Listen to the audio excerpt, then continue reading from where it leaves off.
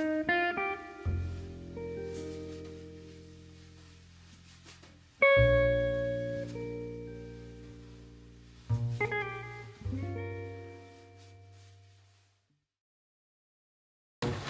es una sesión especial porque es un doble.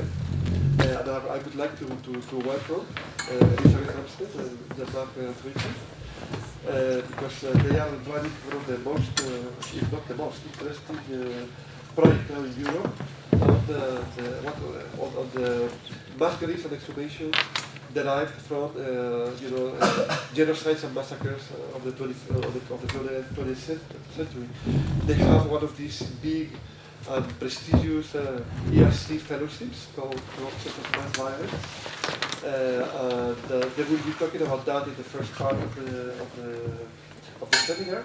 I would like to thank also Marije and Lee for organizing this wonderful event. And we have here like a very, very well-established program which we can just work around it as we please.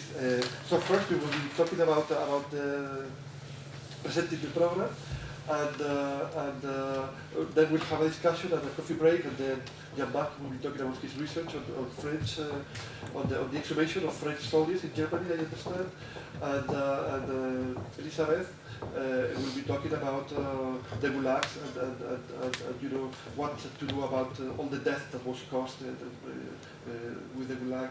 You have a profile of each of them in this program, so I won't go into that. And so I would really like to welcome you. And also tell you that here in this room there are members of different research groups in Spain which are working around these issues, not only the CSIC-based project, but also in other universities in Madrid particularly. So So I give a short introduction, and then Elisabeth will start, and we'll try to share as well as possible the talk. It's of course a great, really great pleasure to be here, and we are very excited because of course Spain is a very important topic in the research program. You will see how we want to fit and put Spain in the more global vision we have of this research project on exhumation, on corpses of mass violence. I also want to say that there is now in France a huge and very French, in some way very French debate about the use of English in research and teaching. And we have been being told that it's a crime, not to speak French. And if you are a French researcher, someone is very nationalist. We should be able to speak Spanish, as kind of a brother or sister language of French. I must say that my Spanish is non-existent. I even cannot tell the taxi driver the address I want to go. I even don't know how to count to 10. I just know 2 words. I know dos cañas. Which is very useful. It's enough for Madrid, But so we use the Globalish or English as well as we can, and we are very much in favor of this use of English.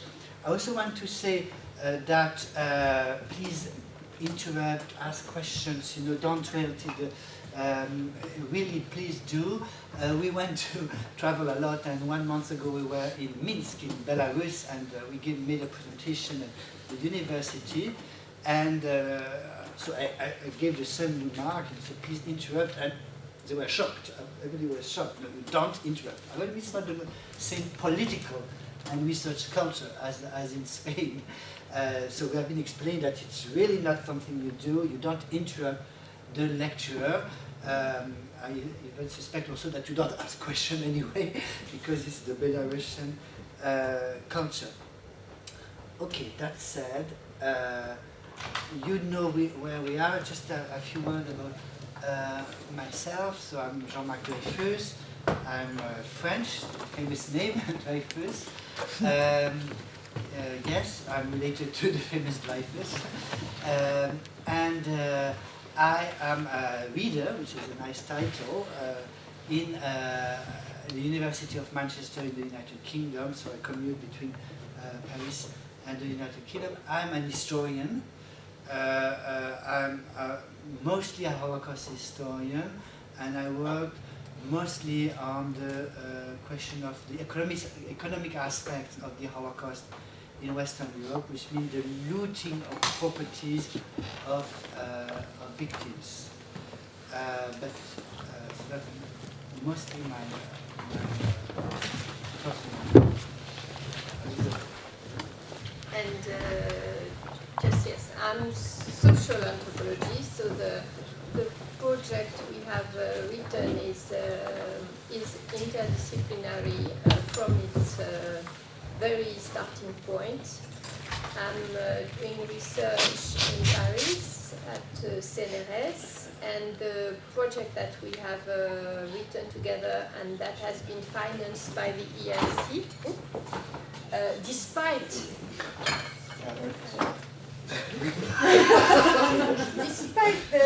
You unplugged the building. Despite, I should say, some reluctant reaction from some members of the committees that we have been, well, I passed an oral exam to get this financial support, and we had very reluctant reaction, and despite this reaction we get this project finance.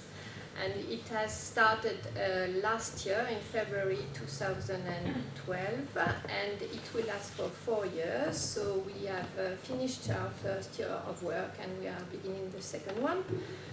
And I'm going to make an introduction and explain the methodological frame of this research program. And Jean-Marc will tell you a bit more about the scientific objectives and what we've done during the first year, what we are doing this year, and what we will be doing next year. That's the general frame of our talk today. So, to start, I have to say that mass violence was one of the defining phenomena of the 20th century, which some have even called the century of genocide. I'm quoting Bruneto. Scared by the Armenian genocide, the Holodomor in Ukraine, the Holocaust, the Gulag, and more recently the crimes against humanity committed in Bosnia, Europe alone offers a wide range of examples of such extreme events.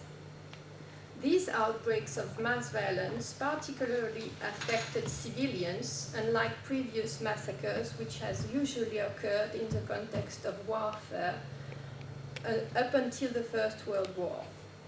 The motivations behind them were political, ideological, racial, or religious, and fitted into a generalized background of violence and the construction of nation-state or territorial empires. Mass violence was also a symptom of new types of political regime with no precedent into human history.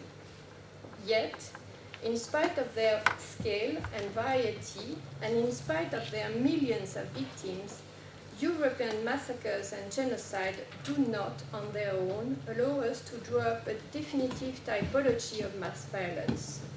For other continents have seen, and indeed are still witnessing, massacres which continually widen our notion of these human catastrophes.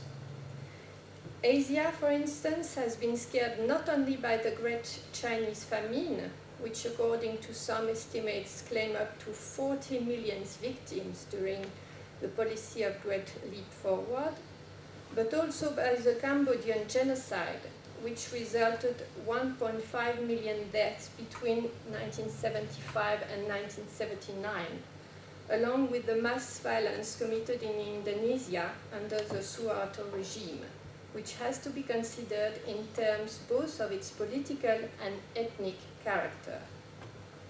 Africa has suffered the Rwanda genocide, which claimed 800,000 victims in 3 months in 1994, and the sporadic yet recurring violence in Sudan since '82, which has claimed over 2 million victims in total. many of them in Darfur. Well, specialists in this field find it difficult even to agree on what to call the constantly mutating cycle of violence, which has claimed 4 million victims since 1994 in the Democratic Republic of Congo, and has become far more than a simple aftershock from the Rwandan genocide. The continent of America, for its part, has seen political disappearance under Condor Plan military dictatorships, along with the mass killing which took place in Guatemala between 81 and 83, and the successive wave of violence which has shaken Haiti since the beginning of the century. Taken together, these other genocides and massacres force us to consider the European experience in the light of mass violence perpetrated across the globe through the 20th century. So, a small point on the state of art in the field of genocide and Holocaust studies. The social sciences, although somewhat slow to address the phenomenon of genocide, have recently brought a variety of new perspectives on the question it poses. Academic studies of mass violence have a rather complex history, closely linked to general developments in the human sciences, as well as the political context within which their research has been carried out. Historically, these studies have been structured around the question raised by the Holocaust, which they have placed in a wider comparative context in an attempt to define certain anthropological fundamental and, where possible, constant. Along with comparative studies of mass violence, a growing number of monographs have appeared on the subject, bringing into focus the fact that while it has been possible to study some genocide soon after the event, other instances of mass violence have had to wait for a favorable political context to emerge, along with free access to archives before they could be documented. These studies draw on the approaches of such various disciplines as law, history, political science, and anthropology, and focus on questions as wide-ranging as the mechanism of decision, the definition of victim, transitional justice, and the memory of mass violence.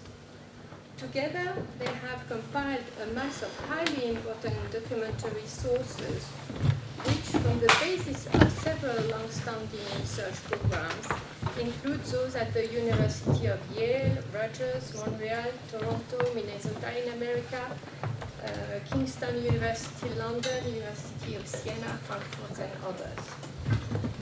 Important contributions from the field of law, history, and anthropology have together led to establishment of a new disciplinary field, that of genocide studies, which has been consolidated through the creation of collaborative network. Actually, there are two, one European, one American, publication, and annual conferences. In spite of the large amount of work produced so far within this field, paradoxically even, given the importance of the body as a topic in social science, the question of the body in relation to mass violence remains a largely unexplored theme.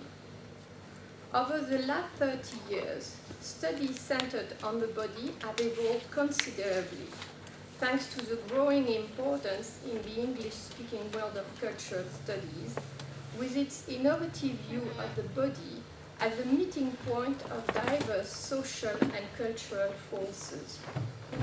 This vision of the body as not only a resonant marker of identity on many levels, but also as the ultimate seat of affect, provides a solid starting point for a reading of human cultures as a coherent whole, whether at the part of literally biological or historical approaches.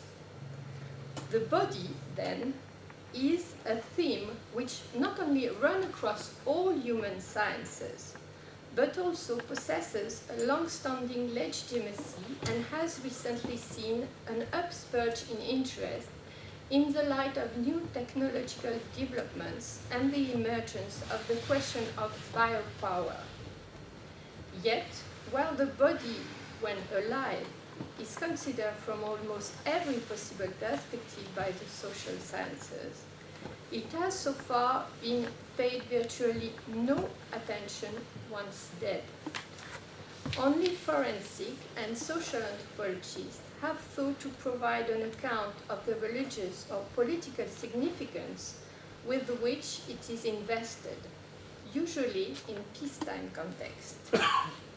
Yet, the dead body, the human remains and corpses constitute a grey area or even a taboo in the research on the body conducted in the human sciences. Studies on the subject are correspondingly few in numbers, with some exceptions that I won't put, but they are very few. Yet, the fate of the body, and more particularly that of the corpses, in our view, constitute a fundamental key to understanding genocidal processes and the impact of mass violence on contemporary society. This question of the dead body, which initiated a process of inquiry begun more than 2 years ago, is now taking place at the center of a research program focusing on the legacy of mass violence in the 20th century. So that's, but Jean-Marc will come again on the question of the main objective. So, in order to deal with the question of the body in mass violence, we have thought to develop a qualitative, comparative, and interdisciplinary approach. The qualitative aspect of our approach allows us to base our researches on the documented analysis of a number of case studies, each of which exemplifies specific cultural and historical configuration.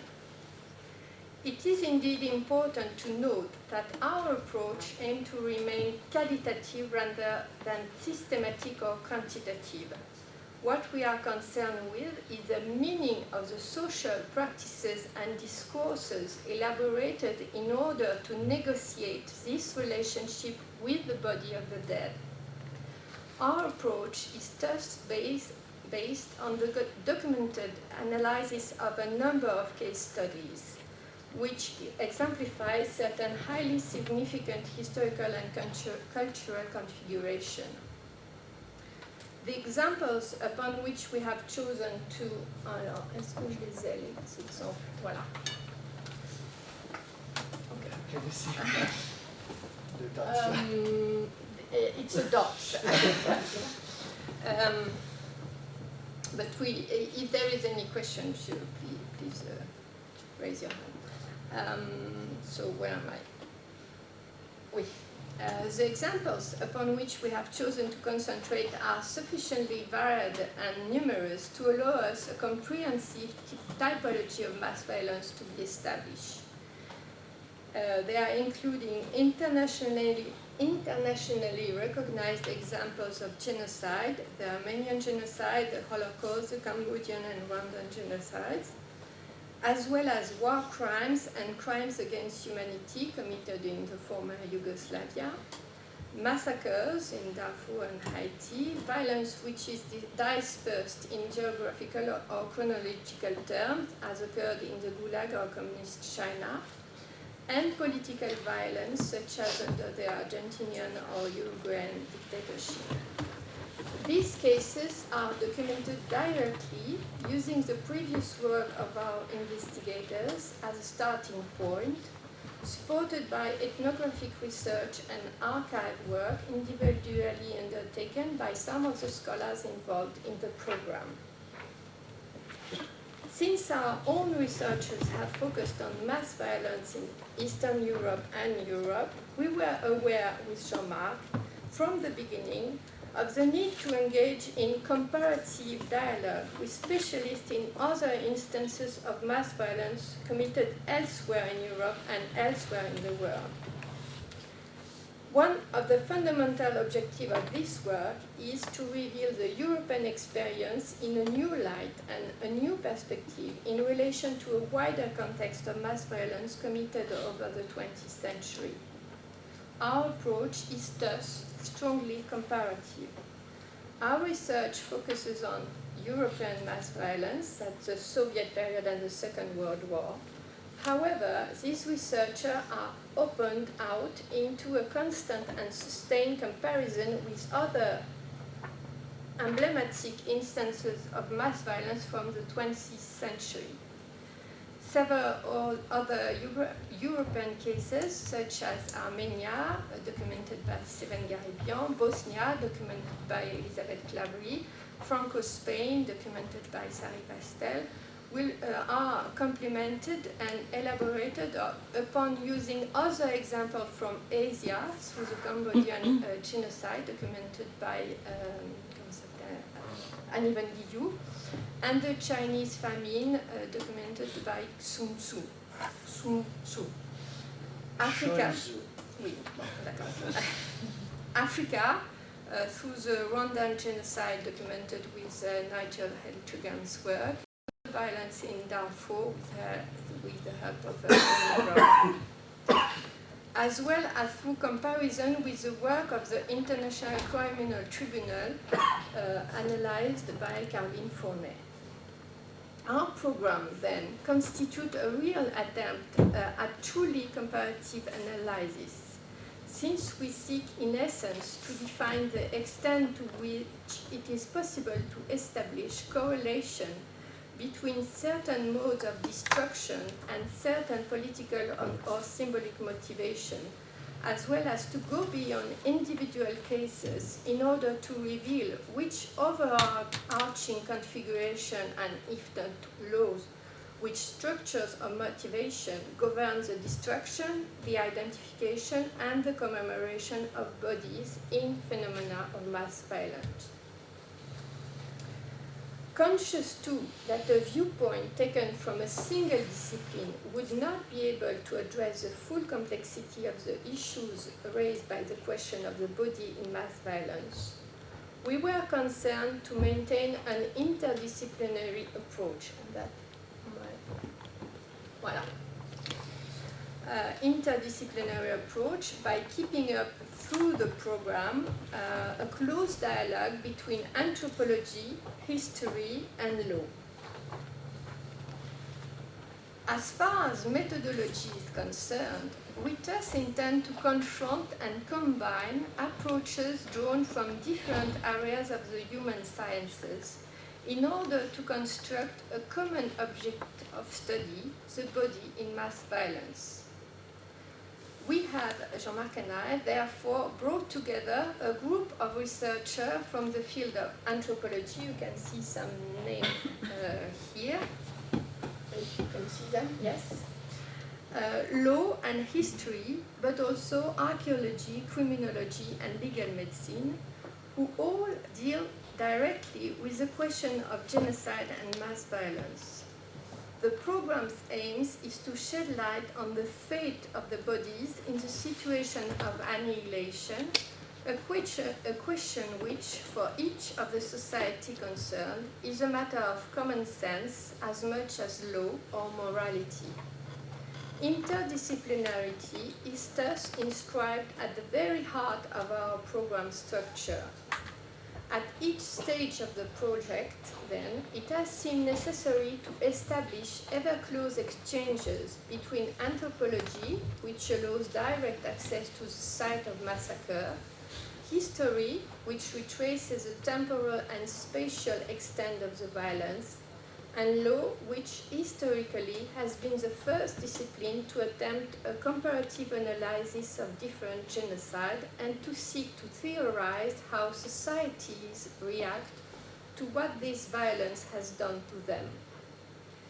These exchanges between the three disciplines are made possible in the first instance thanks to the definition of a set of common methodological tools during a preliminary workshop that has taken place in June 2011, and that has been published in French, and there is a translation in English coming up that should be ready by the end of the world, and translation in Spanish that should be ready by the end of the year too. So that's our first achievement. This dialogue is also sustained during period of study mission undertaken collectively in Europe. Jean-Marc has told you that we were in Belarus a month ago, but we were in Argentina last year. We are going to Bosnia in July, and we will go to Rwanda and Spain, in the north of Spain next year, with the aim of combining a diverse range of disciplinary perspective from the data collecting stage onward. Those missions are of first importance for the conceptualization of the project, the collection of data and the building of team analysis too. Time is not sufficient to conduct primary research and to observe, for example, exhumation. Those missions to different countries are focused on meeting with local academics, professionals in charge of some aspect directly linked to our project, like judges, lawyers, forensic, or scientists involved in DNA analysis, for example. Visits to site of imprisonment, massacre, exhibition, and technical treatment of corpses and memorials are also organized. And when possible, we attend to religious or civil ceremony around corpses. Those study missions permit to be fully engaged with scholars' work produced locally in order to elaborate a more accurate comparison of different case studies. Some half-day workshops in the visited country are also organized. These interdisciplinary exchanges culminate in periods of collective reflection and analysis, such as research meeting, one of these is today's one, and workshops, annual workshop, and then our next annual workshop will take place 9 to 11 September in Manchester. You are all very welcome. It's a free workshop. There is no fee to attend the workshop, which will allow multiple perspectives on the same object of study to be maintained in order to inform not only the work of the team, but also the individual studies undertaken by each of the researchers. And now, Jean-Marc is going to tell you a bit more about our objectives. Okay, just to summarize and go a little bit beyond about the way we structure more scientific way the project. So we deal with mass violence and genocide. We don't enter into this competition of definition. It's very striking. You may know that if you go to big genocide scholars conferences, like Siena, we're going in 2 weeks. It's striking to see that half of the contribution of presentation are on the definition of genocide. I would say it's not our concern. Not that we don't have any ideas about that, but we don't want to get lost in the debate about the definition of genocide. That could be rather ideological, as you may know. So that's why the project is entitled Mass Violence and Genocide. So we don't define. We deal with civilians, though, as you may know, it's blood. The definition is blood. In the case of Spain, of course, civilians, partisans, republicans, Frankists, etc. It's blood also in the case of that I will develop on the French exhumations in Germany right after World War II, looking for the corpses of deportees in general. Resistance fighters, were they civilians, were they military people? And also we are more and more conscious that the techniques used to exhume and identify, they come from the military, they come from the army. And more we think that we have to go back to, we probably not ourselves, but we have to take into account that those techniques of handling corpses en masse, mass corpses, we could say, that were techniques that were used first by the military, not by the normal forensic, criminal forensic. Example that has been studied quite well in a totally different field is this famous forensic center in Hawaii. It was a big, still today, the big forensic center for the American army, where the remains of soldiers are being brought from World War II, Asia, Pacific war, and identified systematically. But also, maybe we'll have to go back in time, and we'll see what kind of techniques were used after World War II, but also about the techniques used in and after World War I. So genocide and mass violence, civilians, but no exhaustivity.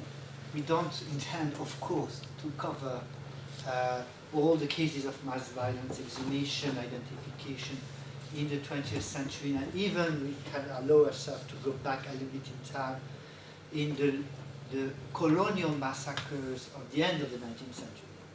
We don't go further back in time. But we remain open to any new case studies. For example, I'm just back from Budapest. I was last week and found a fascinating case study in Budapest.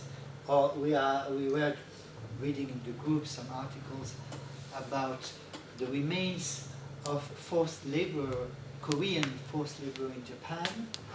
The mass, 100,000 of them have been deported as forced labor to Japan during World War II. Many died, they were not killed, but they died in the bombing, exhaustion, undernourished, and in Hiroshima, many Korean in Hiroshima. And today, the question of the repatriation, the transfer of the remains and sometimes of ashes of those forced labor back to Korea is a very, very sensitive, ongoing diplomatic issue. Well, diplomatic, this is an interesting point that we are kind of facing more and more, the role of the diplomats, the role of these corpses in exhumation, identification, in international relations. Again, I will give you some examples.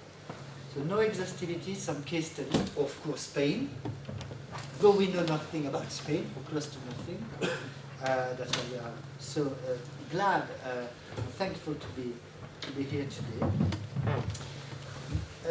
Multidisciplinary, interdisciplinary, so as Elisabeth said, law, history, anthropology, but also forensic studies, which is a field in itself, a discipline in itself in the United Kingdom. And also criminology. It's not what we do personally, but we have a very important researcher, John Shute, very active in the project.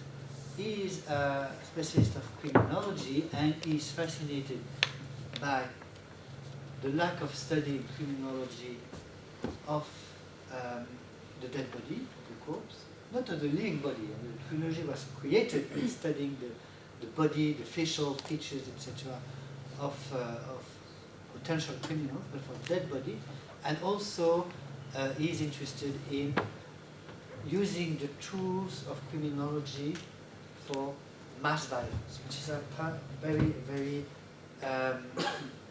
unstable field for the moment. What else? It was not at the beginning, but because you know how it's academic careers, you never know where you start. You know where you start, you never know where you end up. I ended up in the Department of Religions and Theology at the University of Manchester, where I've been transferred to history for no scientific reason, of course, and because of all my colleagues are a minister of the Church of England or imam or rabbis, you know, I was thinking that maybe religion may have something to do, some religious studies. So all the time I say, oh, we're secular, we're very secular, but don't forget religion, you know, rituals. Where do they come from? You know? And of course, for example, in the case of Japan and Korea, this confrontation. You have the confrontation of two different branches of Buddhism, Korean and Japanese Shintoism. Okay, so that's so far for my own introduction. So I will go on to tell you about the way we structured the project in 3 phases. That was the phases at the beginning of the project. We still stick to them in the global organization of the project, though we are of course conscious that in many cases those phases could be blurred. The differentiation could be blurred. So the first phase, the team we are leading therefore analyzes the fate of the dead body through 3 chronological and logical stages. First one being destruction, allowing questions relating to the implementation of genocide to be dealt with and those sources is during the massacres, when the killings are taking place, what is being done just after the people are being killed. The killing does not stop with the death. There is something with technology in the treatment of the corpses by the perpetrators themselves. The second phase is the phase of identification. Search and identification is the phase we are in at the moment, which is what we call the return, this extraordinary return of corpses at the end of the 20th century and the first decade of the 21st century. No need to elaborate where in Spain, you know that. Zombies, no? The corpses are returned. In many cases, not only in Spain, it's very fascinating. Many occurrences. Now, recently, they have started to exhumate in Korea. South Korea, 2 years ago, to exhume some. And the third phase that we have called, because we did not find a better word so far, reconciliation, putting the re into bracket, you know, it's a term used in the transition justice, etc. Reconciliation, taking the analysis beyond the question of the commemoration of mass violence and its appropriation with its structures of national heritage, and allowing us to deal more broadly with practices which aim to achieve the peaceable inscription of the bodies of victims within society. Peaceable inscription of the bodies of victims within society. So it's not about memory. Memory we don't do. We don't do it because we don't know. We're not specialists, we are not trained, we never really wrote on memory. But, of course we do, memory studies, without knowing it or without, not unwillingly. Memorialization of corpses. Corpses or bones or human remains. Ashes, I'm very interested by ashes also. Human remains, of course, I'm a Holocaust historian. Burned corpses. Our objective is thus to gain a real understanding of acts of mass killing through the study of the trajectory, the idea of movement of the body from death to commemoration. So first, to develop a bit on the phase of the question of destruction and its effect. So you have a long list of questions and 2 images.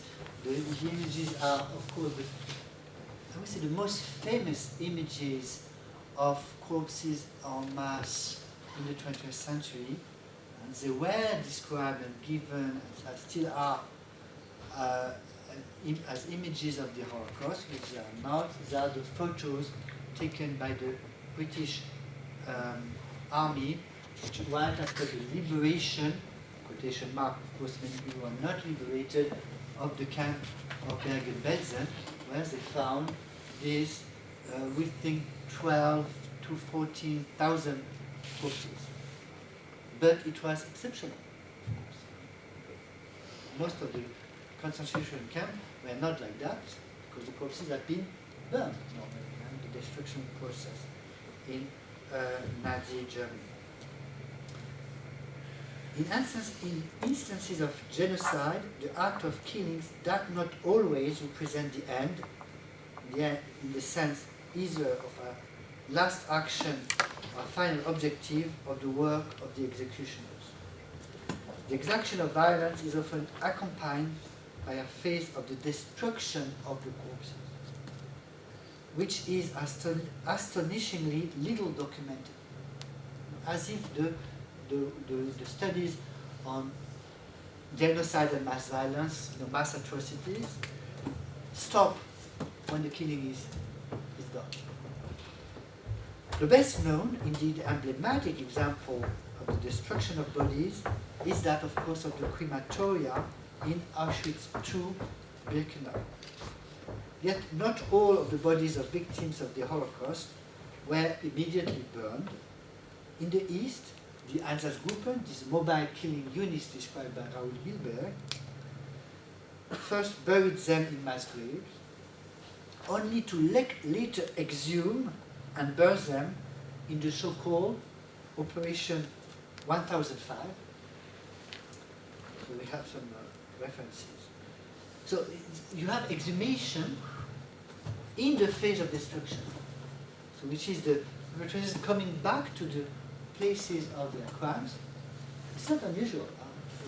And exhuming the corpses and destroying them. Of course, because the corpse is seen as evidence. It's a very important point for us. The corpse as evidence. In the USSR, during Stalin's Great Terror, 800,000 executions were carried out in 18 months. Requests by families for the return of bodies were always refused. Corpses were incinerated in state crematoria or buried in locations that for decades remained secret. So hiding the body, keeping them secret. That's involving a considerable deployment of state control over them, state control over the corpses. More recently, during the Bosnian War, the body of victims of massacres underwent successive reburials in primary, then secondary, and sometimes tertiary mass graves, a process involving the use of heavy construction machinery in order to make locating and identifying victims impossible. The perpetrators having in mind the second phase, the second state of our research, the search and identification. Reconsidering the motivation and technical aspects behind the destruction of bodies from an instrumental perspective allows new avenues of research to be opened up. How, by whom, and where these bodies destroyed.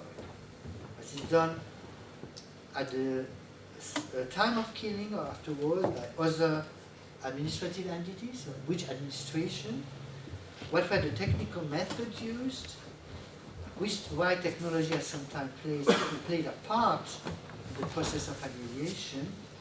This is not always or everywhere the case. Yet, what ideological, political, and symbolic considerations lie behind the recourse to technology in these cases? Are practices of destruction gendered? book that has been written about the Einsatzgruppe, the more rightly named, the woman in this Einsatzgruppe. It's not published yet, but woman, yes.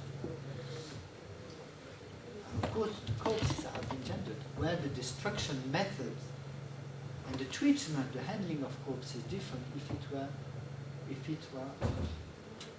woman or man.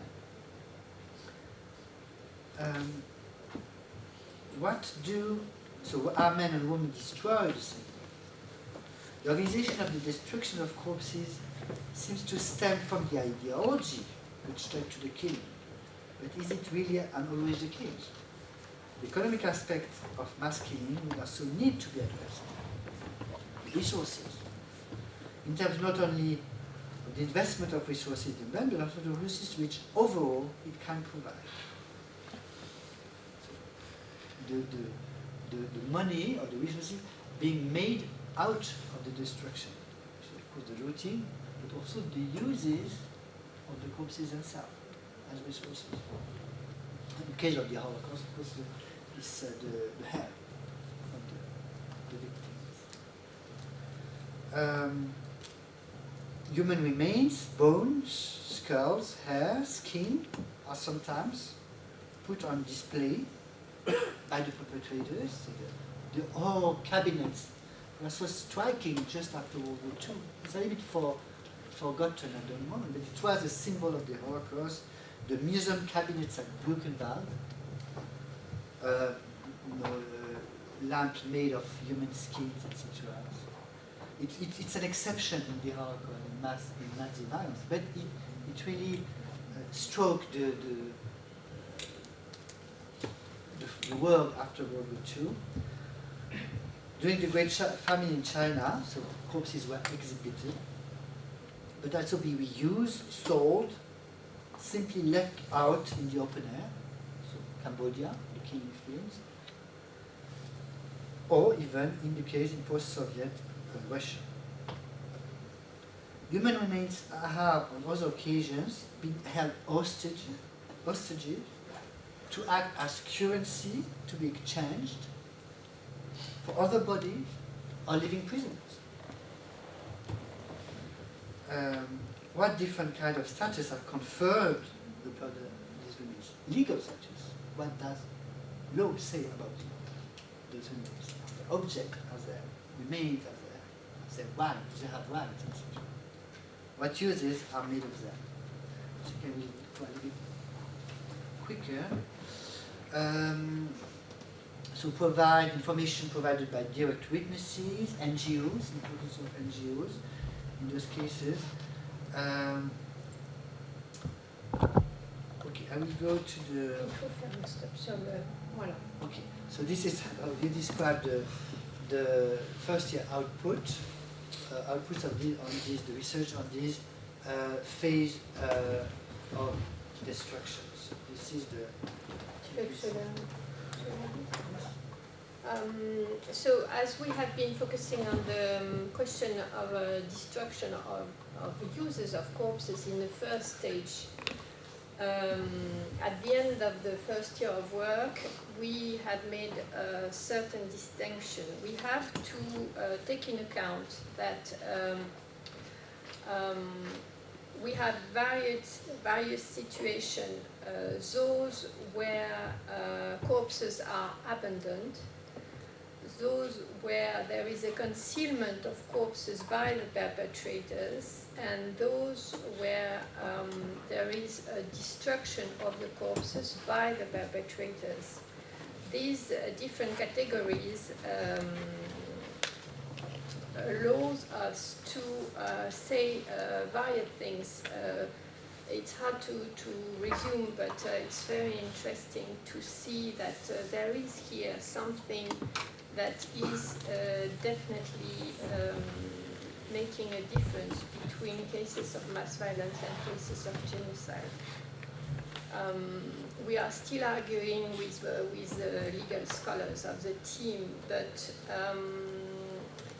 it seemed to have a strong link between the way corpses are dealt with in the cases of genocide and the intention of committed this specific crime. And the second output of the first year of work has been to underline the relations between the perpetrators and the victim, that these relations can be analyzed in long-term relation. This relation between perpetrators and victims is not stopping at the moment of the death. And in many cases, we see perpetrators coming back to the places where crimes have been committed, and coming back especially for having for setting down a special treatment for the corpses. So mass violence has to be underlined as a process and not as an event. And the third output of this first year of work has been to underline the role of techniques and science in the treatment of corpses. There is an administration of death, not only in the way the murder or the crime is committed, but in the way the corpses are treated after the death. There is an administrative treatment, a technical treatment, and sometimes a scientific treatment of corpses involving chemistry, engineering, various things that has to be underlined.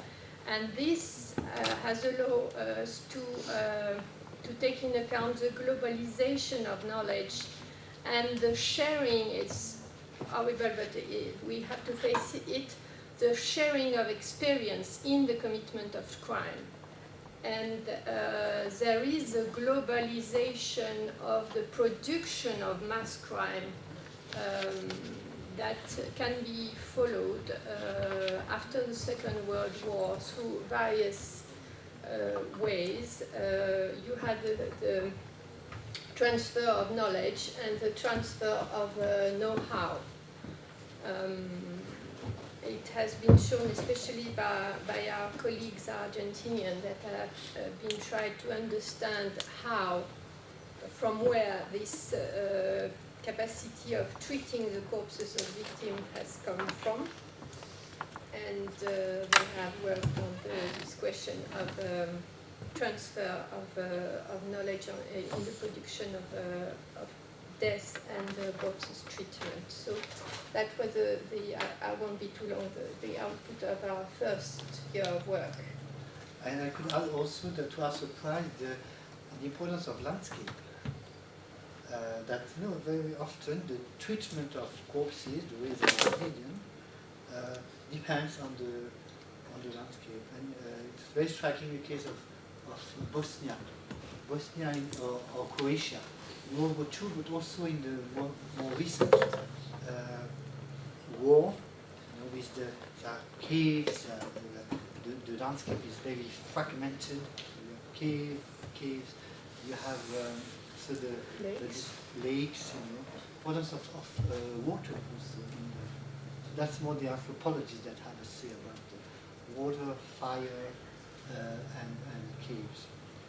A little bit quicker, so the second phase, we are in it. Of course, this comes from the website of the National Archives, Spanish National Archives. Very impressive map. Identification, search of and identification. We have to differentiate, because the identification is, as far as we know, the exception. We have a lot of exhumation going on, but the technology, the money, the resources being put for example of Spain, to identify DNA, but not only DNA, it's exceptional. The case of Spain is so far exceptional. In many cases, you have the recovery of the corpses, opening of mass graves, etc. With different treatment would be to, one of the questions, will the corpses be given individual graves or not? Will be buried together? There's no identification because it's too expensive, and also it's politically too difficult. That will be the example of the post-Soviet Union. And Rwanda. And Rwanda. It's identification would it would be politically too costly in many cases.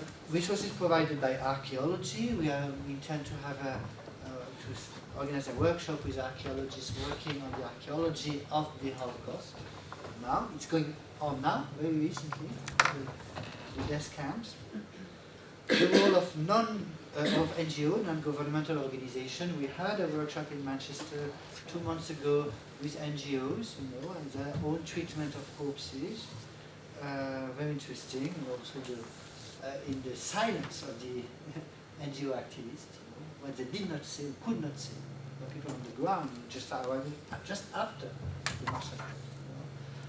Médecins Sans Frontières, Physicians Without Borders, but the International Committee for the Red Cross has created 15 years ago, 14 years ago, a forensic team, also relatively new. Information there on cover is cross-reference, which with what that provided by the various national, community-based, or international tracing services under the aegis, as in the case of civilian victims of the Second World War in Europe, of the International Committee of the Red Cross. This fight constitutes one of the most fundamental areas of humanitarian action. The role of these tracing services has remained relatively unexplored. You understand what tracing services are? The big services trying to find out the living and the dead. The main one being, after World War II, for civilian, being in Arolsen. I don't know if you have followed that has been ongoing debate. It lasted for years and years, and now the archives have been opened. After years of diplomatic pressure on the International Committee of the Red Cross. So the first historian could access these mass archives of World War II only 5 years ago. Case of Bosnia, of course, International Criminal Tribunal for the former Yugoslavia. Millions of dollars being poured to identify and to euros. No, it's accounting in euros on the in Bosnia is accounting in euros, but the money comes from the United Nations.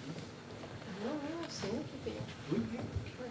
Oh, the euro will disappear soon, right? Soyons pessimistic, the dollar is going to disappear. Okay, let's say millions of pesetas. The body so Milliards. okay. Spain, you don't need to know about, of course, Silvan, Macias, etc. Cambodia, an incredible example. Nobody knows where the corpses are. Of course, I exaggerate slightly because there are tourism. There is tourism, dark tourism, Thanato tourism. Yes, but we so the place. Okay. Initiative, individual initiatives, families, of course, case of Spain, states, state sponsorship, NGOs, churches, religion, professionalization, resources, professionalization of these practices, military know-how, ideology, politics behind, diplomacy behind this exhumation. Lawyers, we define who owns the corpse. Who owns the corpses? The family, the state, the local authority, no one. We have hundreds of fascinating examples that we will not develop. It's always a question we are asking when we are arriving on the field, is who the human remain belong to. What does the law say? What does the law say about the belonging of the... And very often you have a blank. Like we met an Argentinian judge that was in charge of the process of the Condor Plan, and she was dealing with lots of human remains, some of them identified, some of them not identified for 10 years. And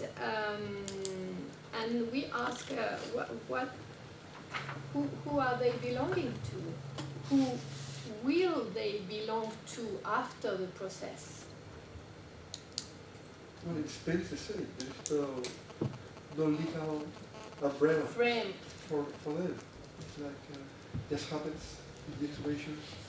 But basically it's relatives, no? Who claim the bodies, but it's... But the very interesting question is on which legal basis are they claiming this?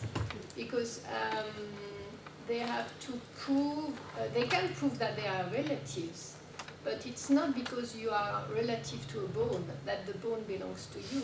Yeah, but this is the way in which it has been said, because there is no legal coverage of I agree. It's very...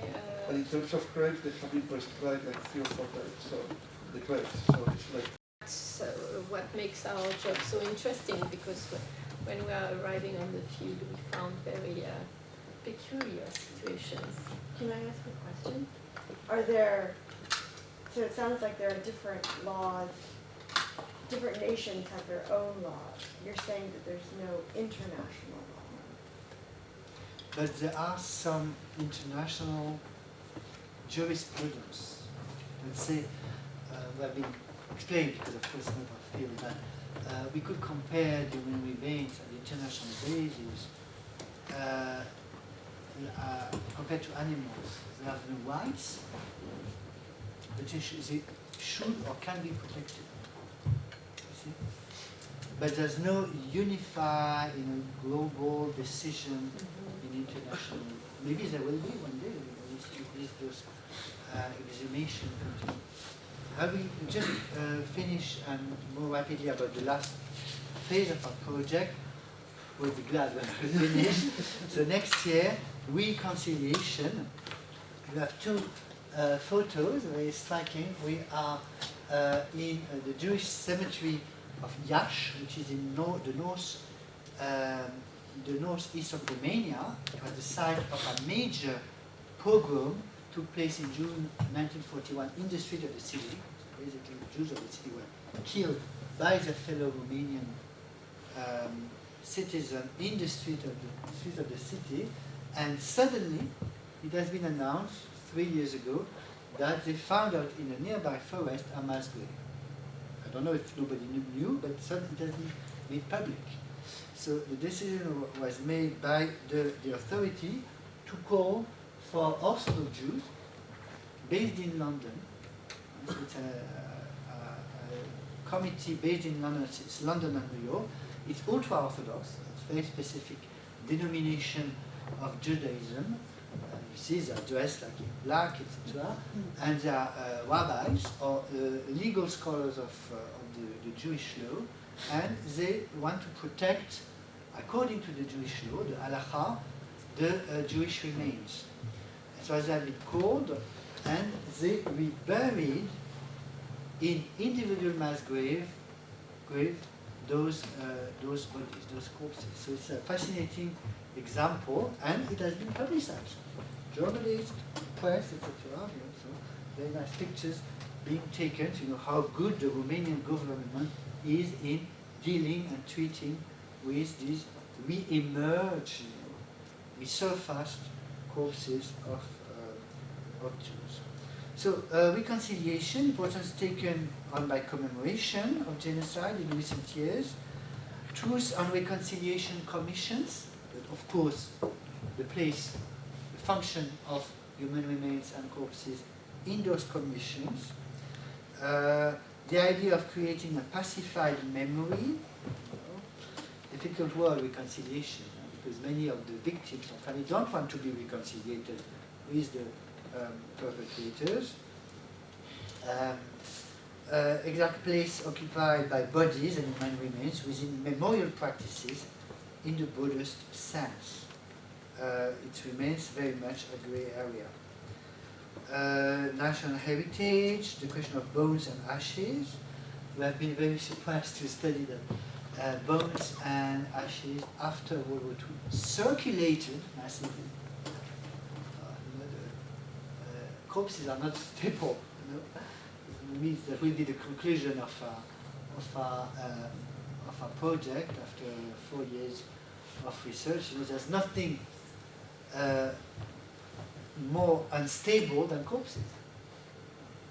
Can But sometimes they travel with a diplomatic suitcase. In the diplomatic pouch.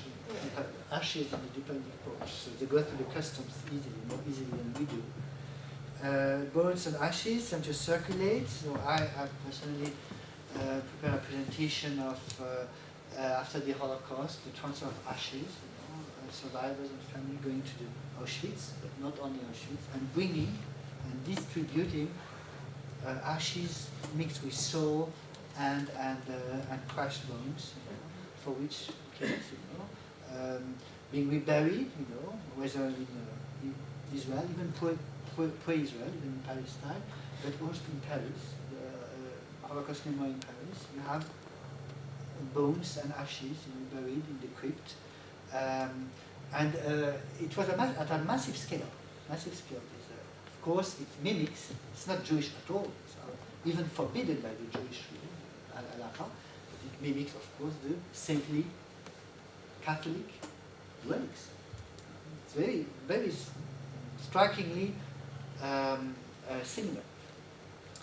So the case of Auschwitz, etc., the urns,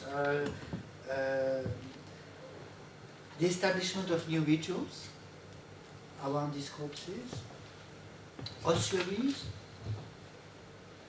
of course, mimicking, this is Rwanda, for example, mimicking the post-World War I, Douaumont, the fort, you can go and see the skulls, etc., being exhibited.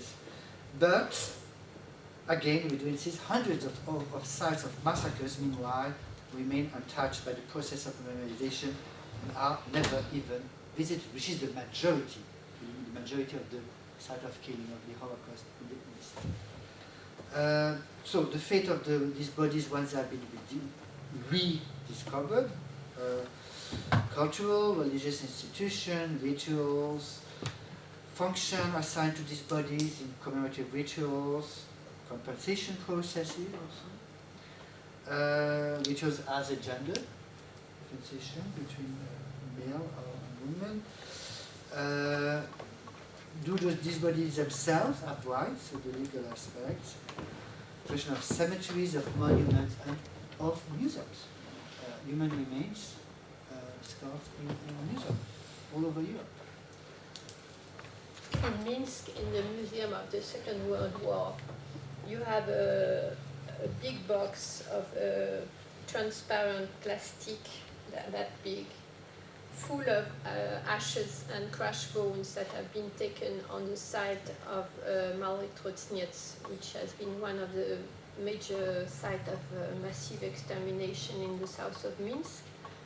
And it's put on display to stage the camp. So it's very interesting to wonder about the legal status of it, the social use of it, the way these human remains are perceived. I have asked the conservator about a question that people are raising or not about this box. If they ask about the reality of it, are they true bones or not, and nobody asks the question. And, but it's also like a Christian tradition, to have the saintly remain at the center of the church, and not anymore in the Catholic tradition, but till very recently, till 1960s, you needed a physical remains. It was a grain of dust, a saint to perform the ritual, the service. Okay, very short conclusion by approaching the question of what becomes of bodies in massacres and genocidal processes through these three areas, so destruction, search and identification, and reconciliation. Our program should be able to discern anthropological constants. She wrote that. No, you wrote that actually. I was for writing this point, and you wrote that. Which may sometimes be explained by the biological constants pertaining to dead body. Oh, we are becoming very essentialist. From cultural practices involving the manipulation of corpses, As well as I wrote that. Okay. As well as, well, I wrote that yesterday evening actually, as underline the weight of political and economical context in the way human remains are dealt with. And this question of economical context has, we have become more and more aware of it after our trip to Argentina, where several times people were saying, oh, we used to do that before, but we have no money now. And the way corpses are treated are very much linked to an economical context. And it's not law, it's not moral, it's not religion, it's economy that is basically directing the way human remains are going to be treated. And this question of how much is cost and the cost of the treatment is also something that we have to keep in mind. Okay, and after 1.5 years or 2 years working on this, we love cemeteries. Yeah, we always visit cemeteries. Because cemeteries, it's peaceful, you have been doing good ways. We love this. Rituals have been performed. Wonderful. Everything is in order in cemetery. Okay, but we are not very disciplined, we are as undisciplined as our corpses, because we have certain lessons. It's Palestine. We are Michael schedule. Okay. Cool time for that. Thank you very much for. So we are very waiting for your comments and questions because well, we have been presenting this research program 2 or 3 times already, and each time we are going out with a supplementary idea. So we are waiting for your idea. Well, first of all, thank you very much, not only for the presentation, but also for putting together such a complex and necessary project. I think you have covered almost everything that could be. Well, at least the questions are on the table, and we are quite. It's sounding very great, but we are very modest, and we know that we won't accomplish probably 10% of what we want to do. But at least the questions are here, and the questions are for everybody. We are not claiming the paternity or maternity of the ideas, because in fact, when we met 3 years ago, it was during a conference devoted to the memory of the mass violence in Europe. And we were sitting completely by chance, just like today. No, you were at my left. And actually, he was the only one, and I was the only one speaking about the problem of the human remains and the fact that we actually have no work on what happened to the victims after their death. We have a huge work on how the violence occurs and how people die and how was it possible, and all the historical work about how the violence is produced. And everything stops on the moment of the death of the victim. And then you have a huge work produced on the peace building processes and how people should or shouldn't forget, forgive, remember, and blah, blah, blah. And where are those people? Where are the dead? Actually, we have on the desk, we have millions of people, and we don't know where they are, who has been taking care of them, and how is it possible to live in the neighborhood of a place where some dozens or some hundreds or some thousands of people have been buried? How do you live by such places? It's very interesting that they are here, but everybody pretends that the war happened somewhere but not there. And that's one of our questions, the very materiality of the question it poses. And for us as scholars, how he's historian and anthropologist, we are coming from disciplines that are supposed to take into account the reality of the world. And how is it possible that our two disciplines have ignored these dead for so long? So it's these are the questions that we really want to share and that we have started to work on. Do you talk or have a conversation for 15 minutes, 20 minutes, and then have the coffee and continue talking through the coffee? So, who wants to start? Open the fire. There is always a blank. We are used to it. Yeah. This is not Belarusia. So The blank was very long. Very long. Just courtesy blank and then Juan. Yeah, thank you. I think your project is very thorough. You mentioned that, I think yourself, that you cannot deal with all cases of mass violence and genocide. You have to make a selection. But it is not clear to me what criteria you use to make a selection. It's very simple. It is what it is. It is, what do we have? What kind of work do we have? Well, you don't consider, for example, the recovery of human remains in North America by Indian tribes, for example. Yeah. We have You've got the we have it. Right to the point. We have it for 6 months ago. We find actually we have Tony Platt from Berkeley University working on the fact that Berkeley University is actually keeping 10,000 of human artifacts in the cellar.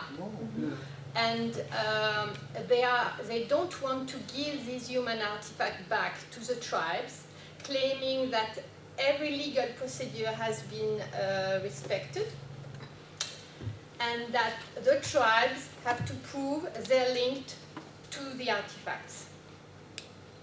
So the tribes have to pay for the DNA analysis of each bone in order to be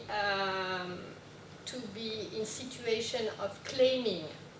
They first have to prove in order to open a case. And the tribe do not want to do so because they are very reluctant to get in. Well, they consider that what has happened is a profanation. So these bones already have been profanated, and they don't want to add another type of profanation through the DNA analysis. So the University of Berkeley do not want to deal with these bones, the tribes do not want to deal with these bones, and these bones are in the middle of the university campus. So, and that's, this case study has obliged us to think about the legitimacy of exhumation, because before having to deal with this case, we were very, we have a simple approach of exhumation as a legitimate process, as people claiming for their dead or their relatives, or claiming for the truth, for example. And the fact is that in some cases, the exhumation have occurred for bad reasons, for collecting bones, for looking for jewels, or for archaeological artifacts such as pottery or beads. And in some cases, exhumation is not always legitimate, and we have to reflect upon, in fact, is an exhumation legitimate? So you are covering all cases, not? No. No, so we are you not have to covering. select.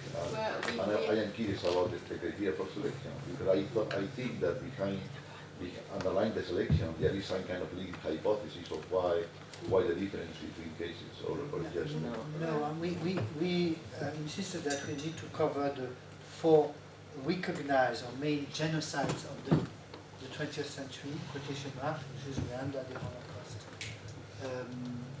Cambodia and Armenia. And then we are open, and it was also a matter of luck or chance.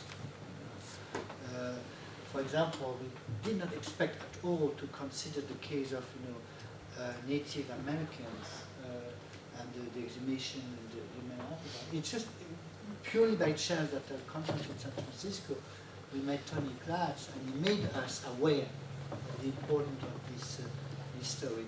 We don't want to be exhaustive, but we're open to any cases. Each time the case is documented, we are very... We include them in the... But still, we are still looking for work on Armenian human remains and Cambodian human remains. The less documented. We have, if you know someone working on human remains in Cambodia and Armenia, we are desperately looking for information about what happened just after the death of the victims. But your project is not, there is no major thrust behind the project. You know, there is no, I have a theoretical understanding of why the mass violence and genocide in the 20th century, why the 20th century is so different from previous centuries in that case. There is this Spanish historian, Jaume Vicens Vivens, in the 1950s, who wrote in the 1950s, he talked about the crisis of the 20th century precisely because of the huge amount of mass violence and genocide. So the entire century was a crisis in the unfolding of humanity. I was wondering if there is some major thinking on your part by which the study of these practices of dealing with the corpses could shed light on this particular. We hope so, but we have to document it first. The fact is that we have no information, no basic information about who, where, when, and how. And if we achieve to raise information on these points for these major cases, who dealt with the corpses when, how, and why, maybe, then we will have brought a lot to knowledge. But we are not at a stage when we can reasonably try to offer a theoretical framework. We know too less to offer. It would be very presumptuous. Because each time we are opening a door, each time we are going somewhere, and always asking the same question: what is the legal status? Who has been taken for the dead, and when? We have various answers, and very often we have as an answer, I don't know. So we have to go on the field, on the very field of the killing, to try to understand what has happened to the human remains. And very often they are still there. Just to briefly add to the answer, we don't want to further explain mass violence in general, but in the first phase, the treatment of corpses, I think we already can add a bit to the explanation of some cases of mass violence, for example the Holocaust, because we can link, not always, but sometimes we can link the ideology behind the crimes and the treatment of corpses. In the case of the Holocaust, it's obvious. In the case of the Gulag too. And the Gulag too. In the case of the Holocaust, it's the most totalitarian view on human history. This was not only to build the future, but to rebuild the past. So it was the way the ideology was to make disappear the very last and most insignificant trace of the very existence of the Jews. For the other groups of victims, it's not that obvious, but for the Jews, why was the technology, so much technology was put to obtain the best, sorry to use the word, the best quality of ashes. If you read the text, very striking text by Robert Jan van Pelt in the law, volume. The technology was not to have just to have the body disappear, but even the technology was to obtain that in the ashes there was not the single remain of a bone. And you need, to burn a corpse, you need 1,000 degrees. And when you need to burn close to 1 million corpses in Auschwitz, at this level of temperature, it's a massive investment in technology. But it's linked to the very ideology of National Socialism. Whereas in Argentina, you have cases of cremation, but the quality of cremation is not a concern. Their concern is to make people disappear and to erase the problem. But the concern is not in the quality of the result. It's the achievement of a process. When the victim, when the desaparecido is dead, the death is not enough. You have to make it disappear for real. So either you put it in the sea, either you burn it. And that's why you have only 800 people that have been found for so many desaparecidos. I have a comment. ¿Cómo se llama usted? It's Juan Villeria Lopez. Juan. Juan's question about Native American remains inspires my comments. And I want to say at the outset that I don't work on mass violence, genocide, or memory. My work is on migration and assimilation.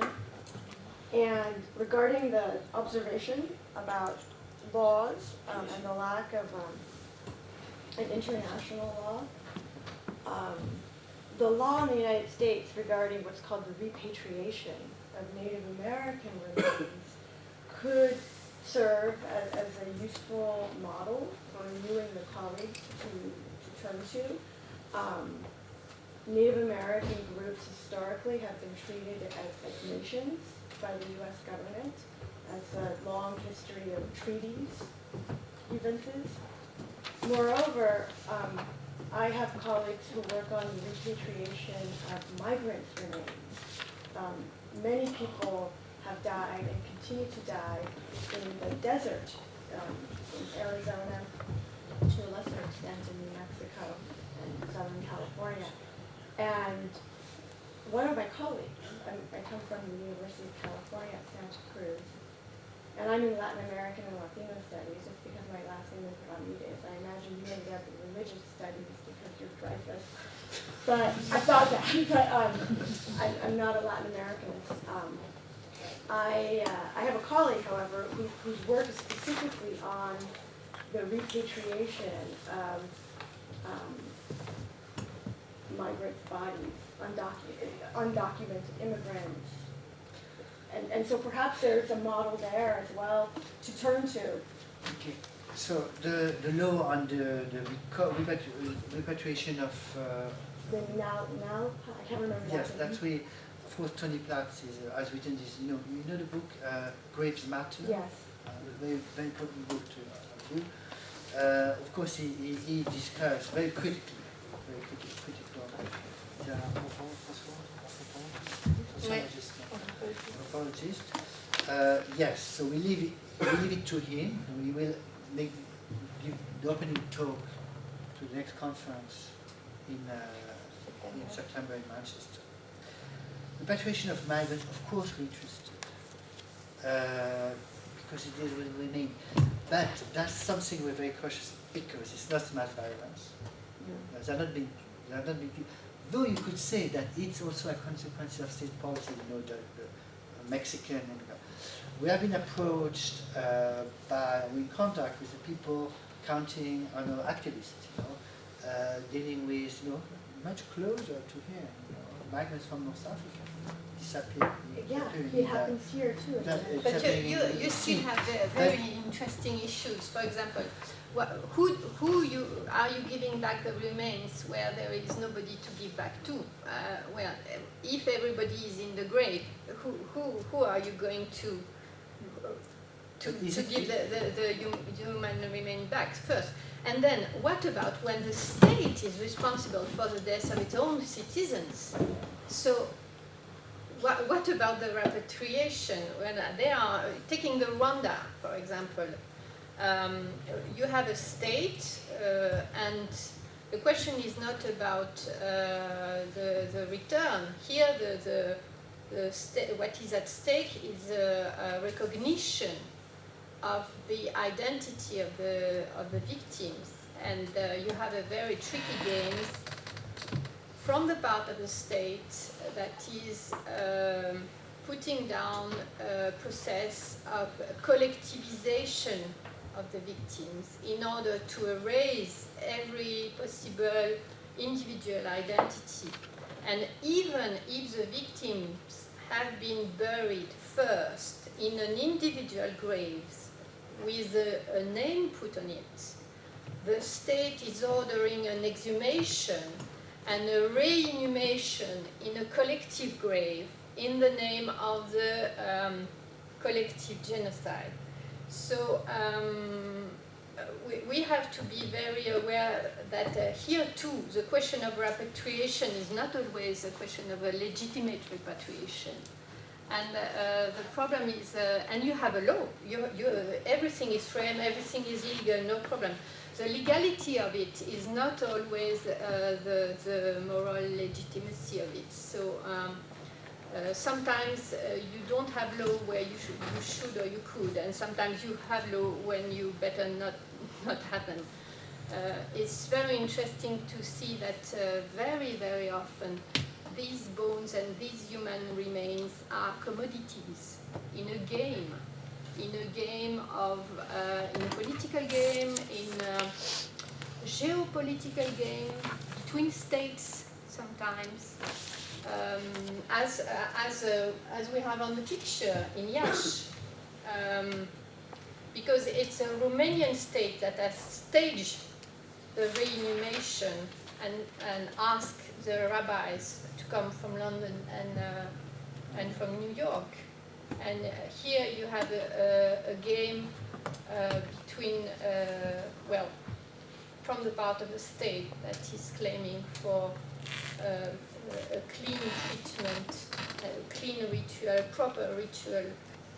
And it was very interesting, actually, this case, because you have two orders crossings. You have the technical order of the forensics that have done the exhumation and put the separate skeletons that were complete in one type of bags, and the bones that were unclear in other bags by source. So you had bones of ribs, packets of ribs, packets of long bones, etc. And for the rabbis, it was, they were supposed to, the order, the religious order is one person near one person. What do you do when you have a bag full of long bones? And it was very interesting to have information about how do these two orders, each of them is legitimate in its own sphere. But here, on this precise moment, they met, and they have to find a way. What if we continue talking through coffee? Actually, we have a coffee there, I think, but we are like double the amount of people we calculated. So there is a coffee machine outside also. If you run out of coffee, but maybe we can have this coffee break for half an hour, and then now we can move on to Jean-Marc's specific investigation on the exhumations of French soldiers in the front. Not soldiers. Soldiers, civilians. Resistant fighters. Resistant fighters. Okay. And we are working here with these ambiguities. No? It's the civilian. Okay. So I feel very guilty because we have talked much too long, so I will try to be short, so 15 minutes.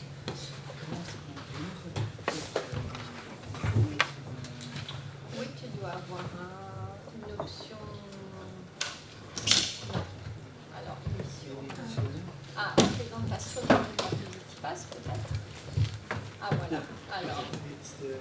down to your left. Yeah.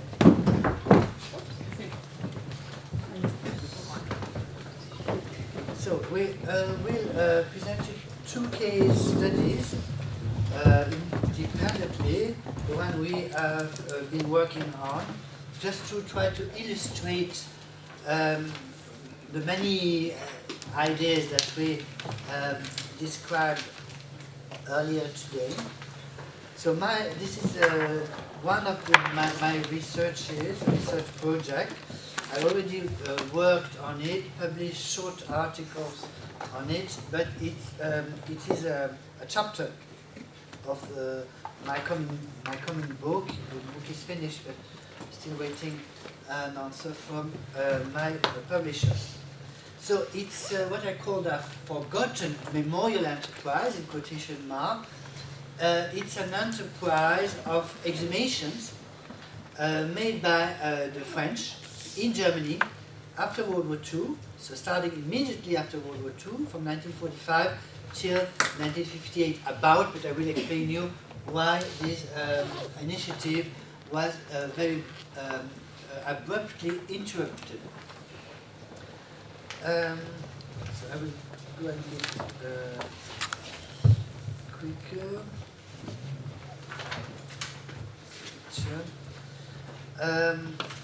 This is the work of what I call a French search mission in Germany, a body that was active in the late 1940s and 1950s, and that was under the charge of the ministry, the French Ministry of War Veterans, Deportees and War Victims. That was the name of the ministry at the time. So, war veteran, deportees, singled out, the people deported from France to the east, and war victims, the civilian victims of this war. To illustrate the potential of research into the role of the body in situations of mass violence and genocide, we shall address three specific aspects. Firstly, a general description of the very activities of this mission. Second, the diplomatic dimension of the negotiations that led to the French search mission being given authorization to work on foreign soil, on German soil. And third, we shall then consider in greater detail, because of the time, the use of physical anthropology and forensic studies in identifying the bodies of French deportees in individual and mass graves. So for over 10 years, the French search mission devoted considerable resources and major financial investments to strengthening its forensic techniques, earth-moving equipment, and identification capacity. However, it also needed the support and commitments of diplomats, deportees organizations, the grassroots, the civil society, so important,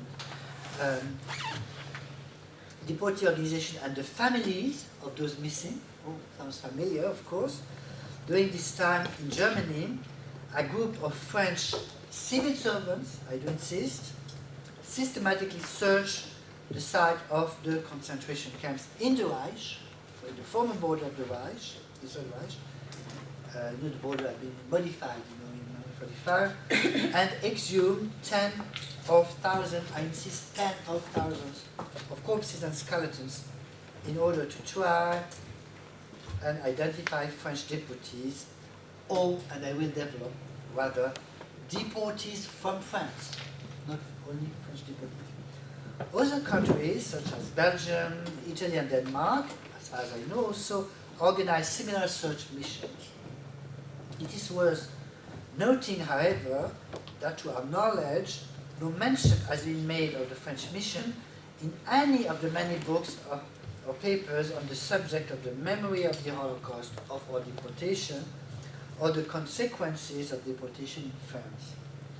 This historiographic science is interesting in itself, and perhaps implies a certain disembodiment in the accounts of the concentration camps, which tend to focus on the stories of survivors and to neglect, as part of our project, the material aspects of the political treatment of the dead. The liberation of the concentration camps and the occupation of Germany were followed by a major search operation for survivors. The idea was to find who had survived, and estimation of the number of foreigners who had died in the Reich. On December 10, 1945, the General Koenig, who was the chief general officer of the French occupying forces in French zone of Germany, was divided into 4 zones of occupation. So French zone was headed by General Koenig. He passed an ordinance in the French zone of occupation obliging German municipalities to draw up a list of all the deceased citizens of the Allied nations, the Allies who fought the Third Reich, providing all available details of the names, nationalities, and the circumstances of their deaths. Similar statutes were passed in the British and American zone. In the French zone, in the summer of 1946, 5,090 communes, municipalities, out of a total of 5,200, had provided documents, including 3,959 legal records, 4,600 death certificates, and details of 3,900, very precise, we report 982 graves that had been identified. Similar figures were produced in the British and American zones. Immediately you should react and say, what's the story of the corpses? We know that for the people, the deportees who were killed or had died, in concentration camps, the corpses were all burned. And that we know. From the very beginning, installation, first thing, barbed wire, and a crematorium. In fact, at the end of the war, corpses could not be burned. Once at the end of the war, it's from autumn 1944 because of lack of material, wood, coal, resources, shortage of resources. So they started to have to build, dig mass graves. Of many examples, sometimes on the side of the camps or nearby, or very often, I could document, in an available ground in a nearby town, which was the Jewish cemetery. Very interesting. Because of course Jews were not deemed to come back. We are at the very end of the war. So we have something like an abandoned, considered as abandoned ground, Jewish cemetery. Not to bury the corpses of Jewish deportees specifically, but of all the people who have died in the concentration camp.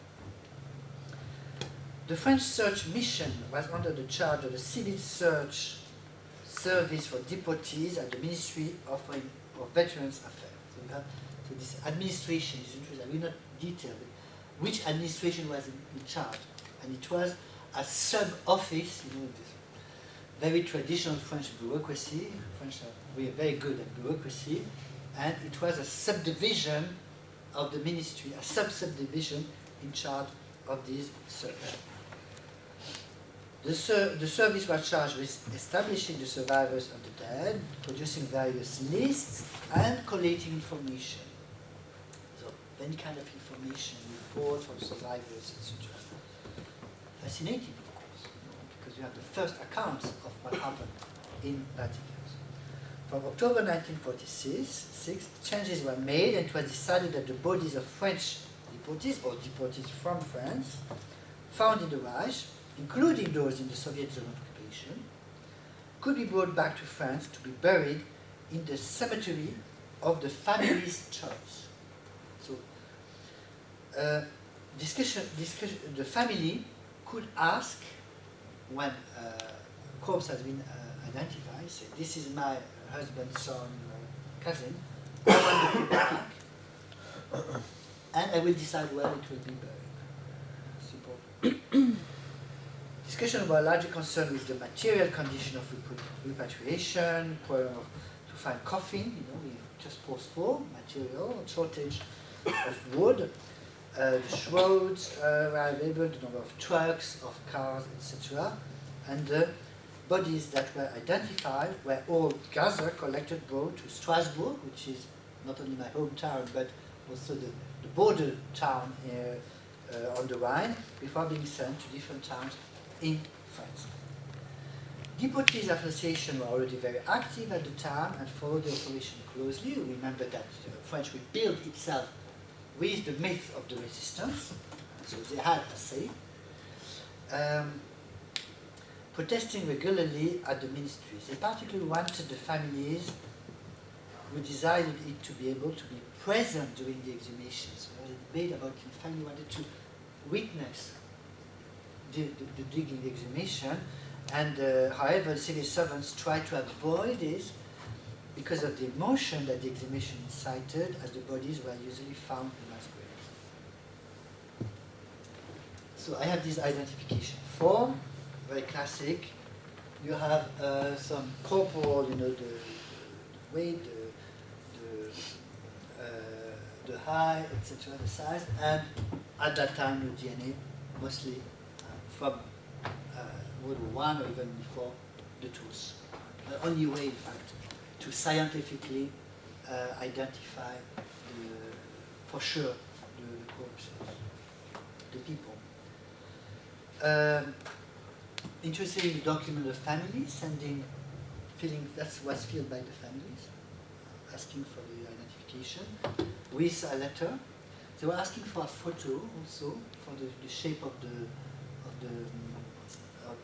face,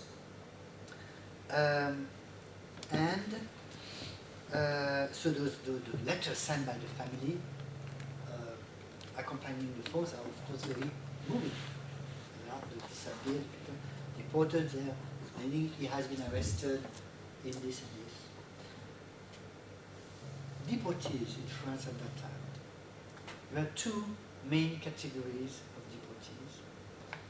The Jews, so 672, it was the exact figure that was not known at that time. It was known much later, only in the 1970s. And 85,000 deported because they were in the resistance. There were two different types of deportation.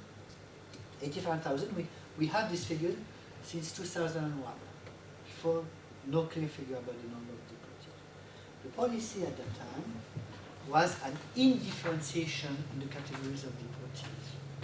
So there were deportees from France, whether they were Spanish Republican who fought in the resistance, we know that there were many, have been deported to Dachau, because it was the main place for them to be deported, or a French Jew from Paris, French Jewish family arrested all together, children, grandparents, etc. No differentiation in this administrative enterprise.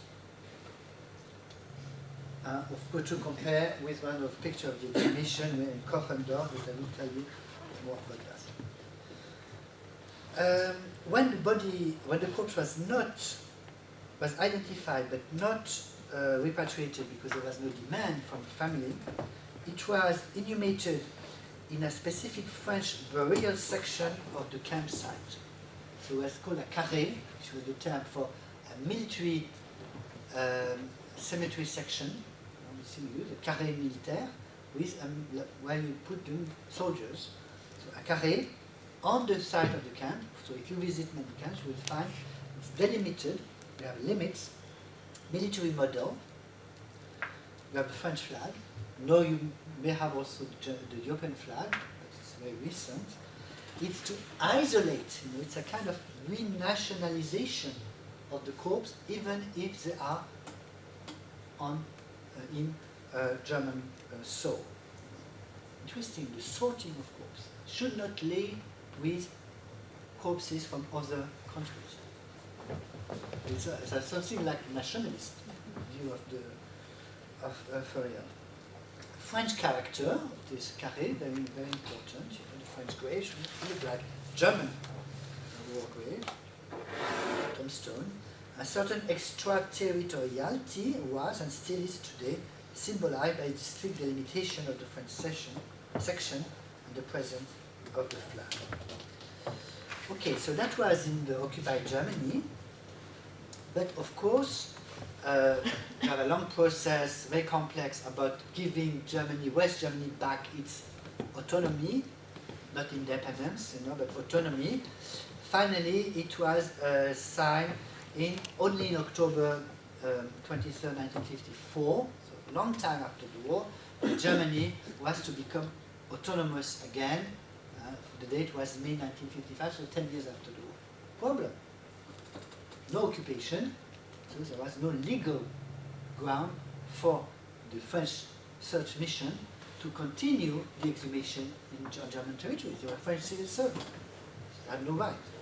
So a treaty, in fact a convention, was signed, don't say very well, but it was signed by, pour la République française, by Pierre Mendès France at that time, who was Prime Minister, but also Minister of Foreign Affairs, and the German Chancellor, with his signature, Adenauer, permitting the French mission to officially continue the exhumation on German territory. Negotiation about that is, of course, fascinating. I have no time to discuss it. Because what was at stake and what the German agreed and demanded,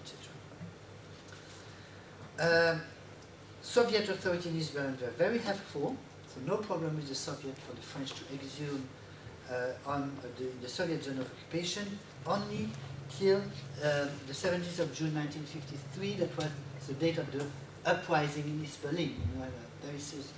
The first uprising in a communist state, then blocked, no exhumation were permitted anymore. How were the exhumation carried out? Initially, documents on survivors' accounts were compiled and compared. Osmotic equipment. Skeletons were first reassembled at the site itself, and the remains were then transported by truck to the mission's headquarters. The cars used by the French civil servant are diplomatic license plates, like diplomats. And at the headquarters, the skeleton were photographed and studied in more detail. Up to 1,500 skeletons were stored in the mission's basement. The bodies that were identified as not being French were then either passed on to other such missions, exchanged. I give you a Spanish, no, there was no Spanish mission as far as I know, but the Belgian, and you give me a French corpse. Or we buried in the same place. And there was no claim, we buried in the Italian. From the mass of remains exhumed, only a limited number of bodies were repatriated.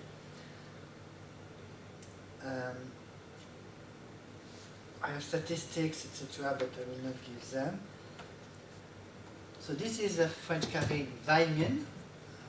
You see, it looks really like a military, French military cemetery.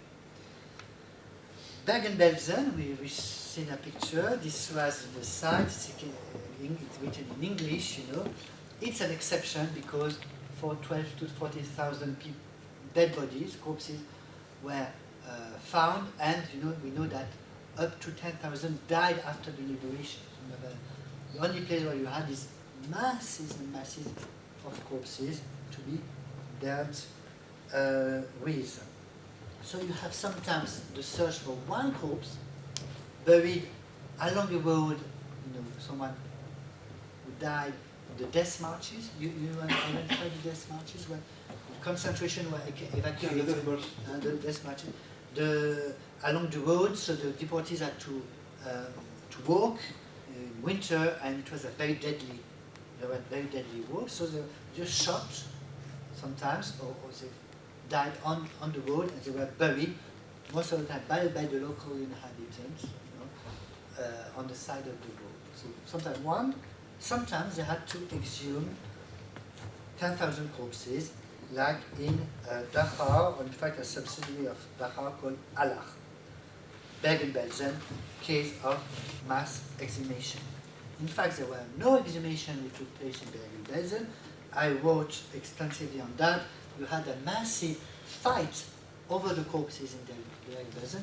To make it very short, the French wanted to exhume, everything was prepared, the tent, the trucks, the machine, and you had survivors of Bergen-Belsen, Jewish survivors, who arrived and said, no, according to the Jewish law, the halacha, no exhumation can be made. In fact, the Jewish law on corpses is very complex, you can adapt, but they oppose exhumation.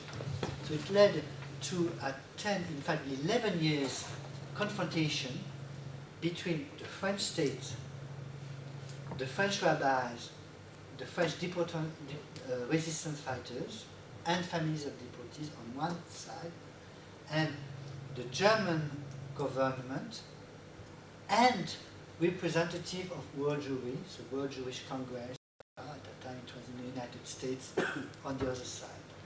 And they opposed. And finally, there was a diplomatic arbitrary court that was set up just for this debate, and the decision with neutral judges, very complex, decided that no exhumation should take place.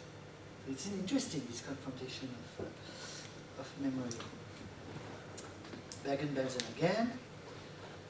Here you have a comparative card. So you put on one side, here it was not very sophisticated, put on one side the detail of the given by the family, and on the other side you try to compare the details found on a corpse. Okay. Comparative case. So I want to give you the case of, here we are in Weingen. That's the picture I show you. In order to be able to identify the thousands of dead, the search mission had to use forensics. In October 1953, a delegation of some of the most important French anthropologists and forensic scientists carried out an inspection at one of the exhumation sites. So it's interesting, you have a process, and of course bureaucratic, so you send the réviseur, the inspector, as in many good French administration, and the people, the inspectors, will write a report, a long report. So they were the luminaries of physical anthropology and forensic. Dr. Valois, Tidler, Mallet, and Garlopo went to Kochendorf. So this is Kochendorf in the valley of the Neckar. It's a small but very deadly concentration camp that was a commando and sub-camp of Hristova.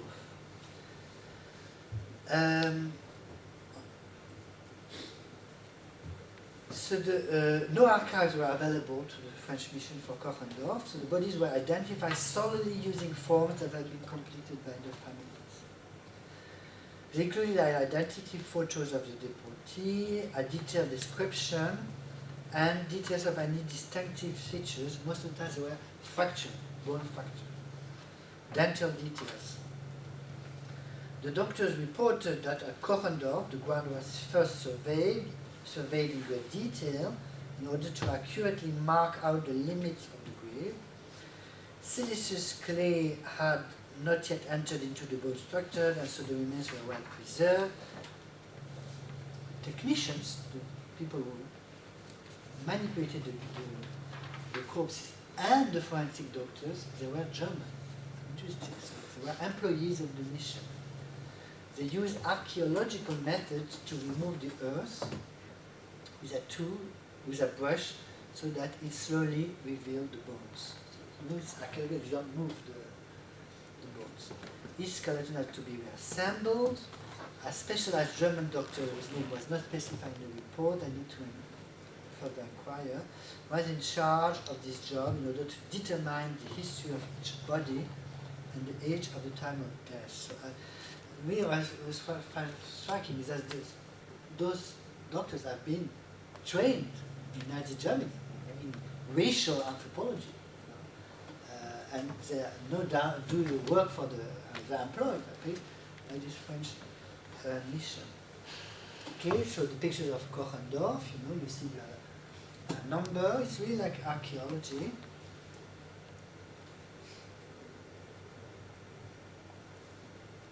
And the scars are being photographed, one after the other. In any doubt remaining of in identifying the body, further information was requested from the deported's family. If the body had not been specifically requested, the remains were collected together in a plastic bag, which were placed in a small individual coffin in order to allow the later identification. So there was the idea that maybe something could happen, family would change his mind, and then it would be possible to re-exhume again. The mission forensic expert provided some feedback in order to improve the procedures, the learning process. In particular, they suggested that photos be taken during the course of the exhumation, and this French inspection requested the use of X-rays for the first time.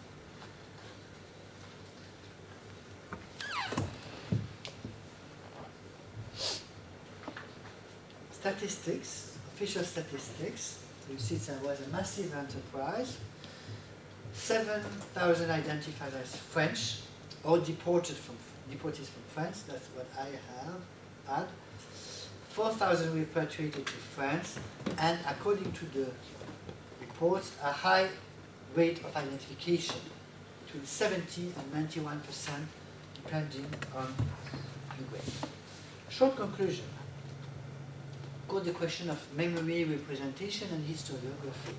It's always great to say that you're the first one to write on a topic, but I think it raises question. Why was this mission never described in any, really, believe me, I know the literature on the post-deportation in France, and there's not a sentence in the books about it. So why was it forgotten? It's such a massive enterprise. The German physical anthropologists that work for the French Commission made any scientific publication out of their work. Or are there forensic reports that you could, do they have like an archive of the forensic reports that were made? Where are the archives? So this is interesting. I mostly work in the archives of the French Ministry of Foreign Affairs. It's where, in fact, I exhume this case. But there are many more boxes of archive, probably hundreds of them, in the archives of the French occupation that are in Colmar, and others have been moved to the archives of the Ministry of Foreign Affairs. There should be 3 PhDs on this. And I was wondering, has there been recent during the time in press or newspapers, when they were exhuming in the period from 45 to 58? A little bit. There were some kind of France is doing his job to, it's a question of honoring the resistance fighters who died for France. The problem is that, of course, many Jews were deported, and they were not deported because they were fighting for France. They were deported because of the racial policy. That was not reported in the press. So there was a press coverage, but it was not massive. So what is your answer to that question you posed about the oversight? Why, given the quantity and the quality of documents, photographs, why isn't there more scholarship? Why isn't there more attention? I will give a very general answer. I'm not really sure.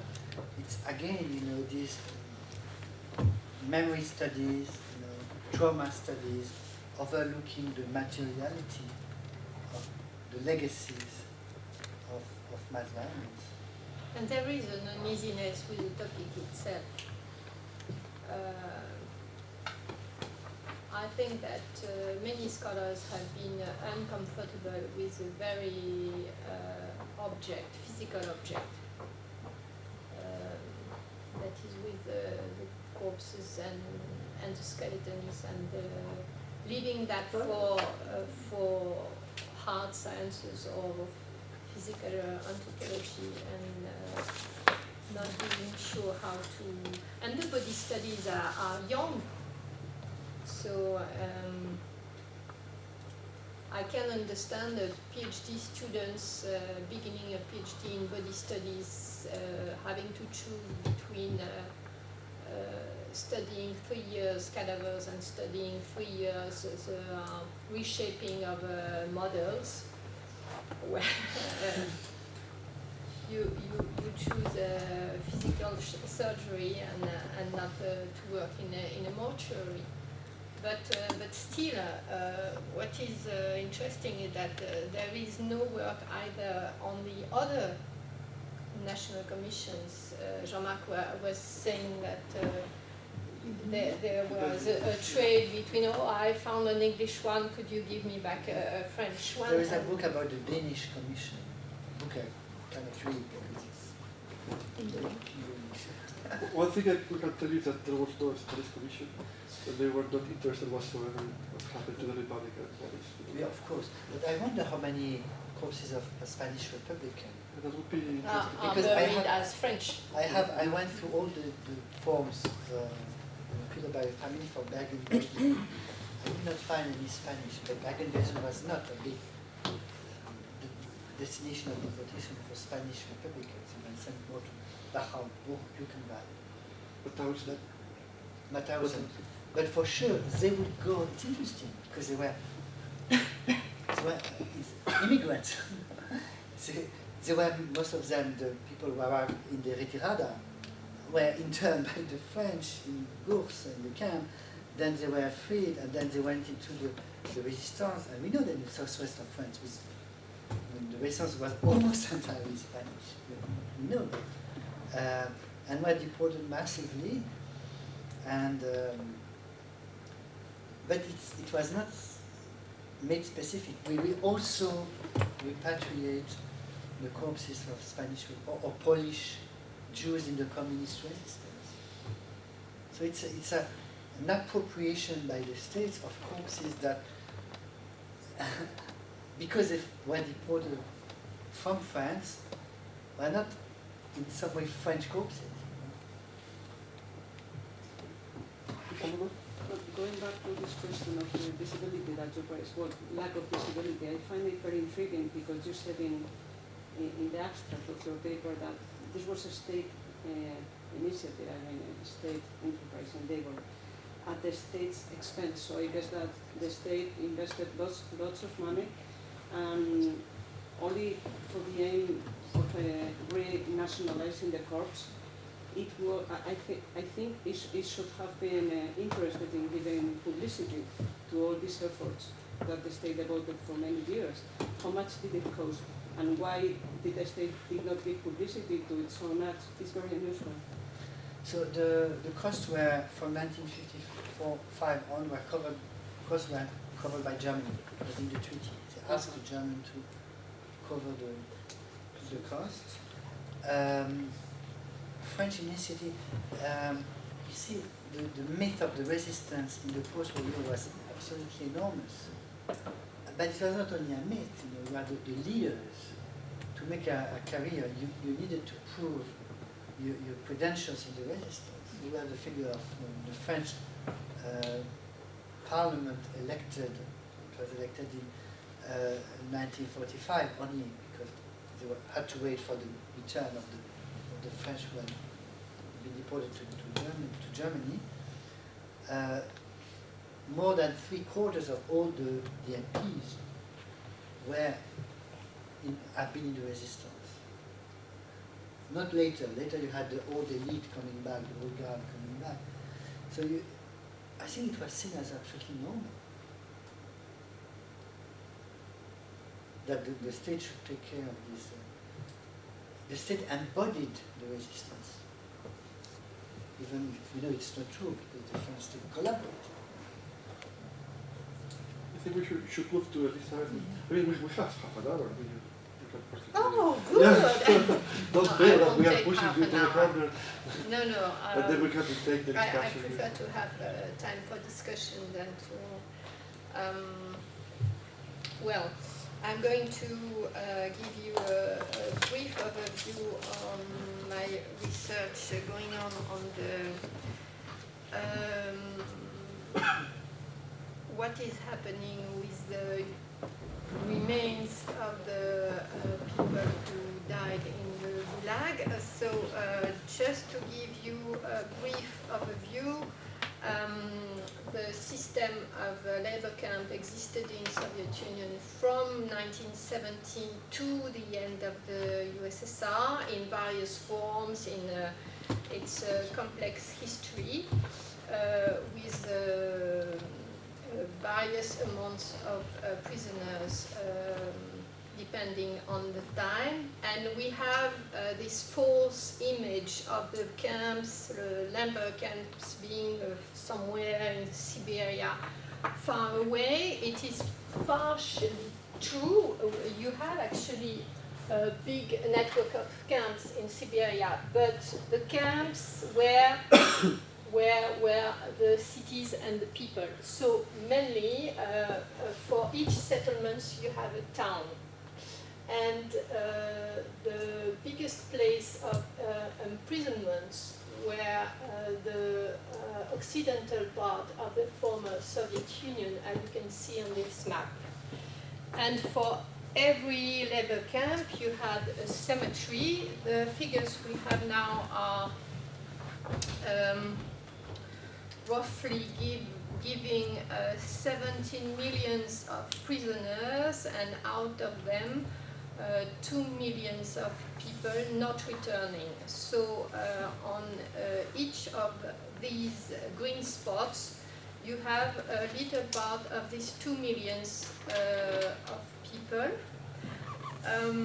And what I have to say is that one of the defining characteristics of the political violence of the Soviet period was that the bodies of its victims were never returned to their loved ones. The confiscation of bodies by the state was established from the outset as a standard procedure for the treatment of the corpses of detainees, following the explicit instruction given in the circular issued by the Supreme Tribunal of the Pan-Russian Executive Committee in October 22. This stipulated that, and I quote, the body of the shot, because the first victim we are speaking of the first part of the violence, the body of the shot individual must not be returned to anyone.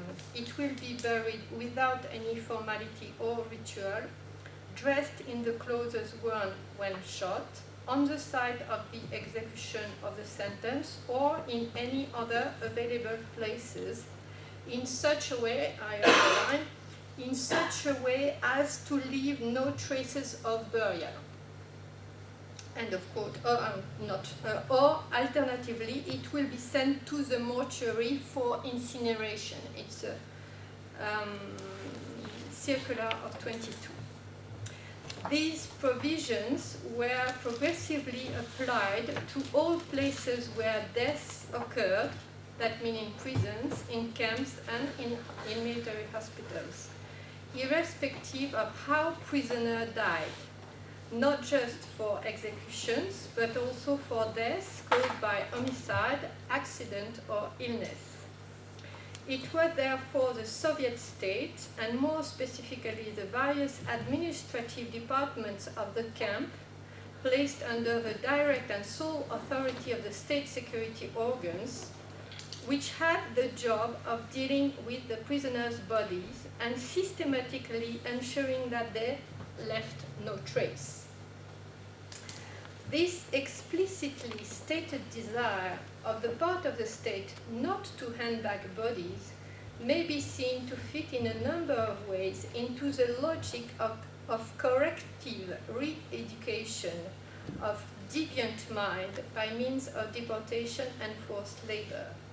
For the only individuals who could leave the Gulag and return to normal Soviet life were those who had been brought into line through work.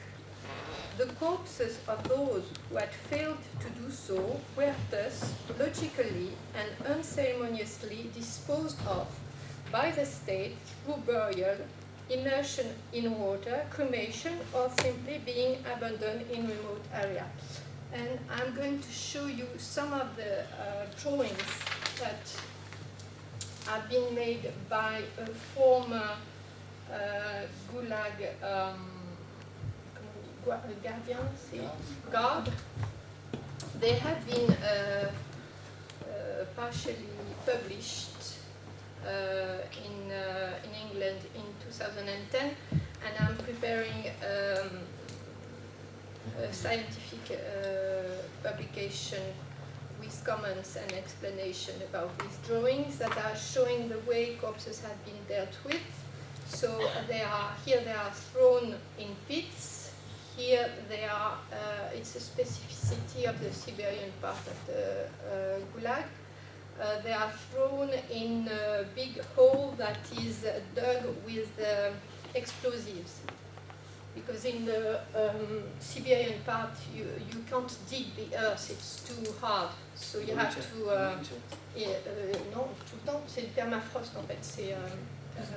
It's always too hard to dig, so they let explosives. They are abandoned or thrown into water in lakes or river, or the part of the sea that is frozen during winter. And cremated. Here you have the crematorium in Moscow that has been in function between 27 and 41.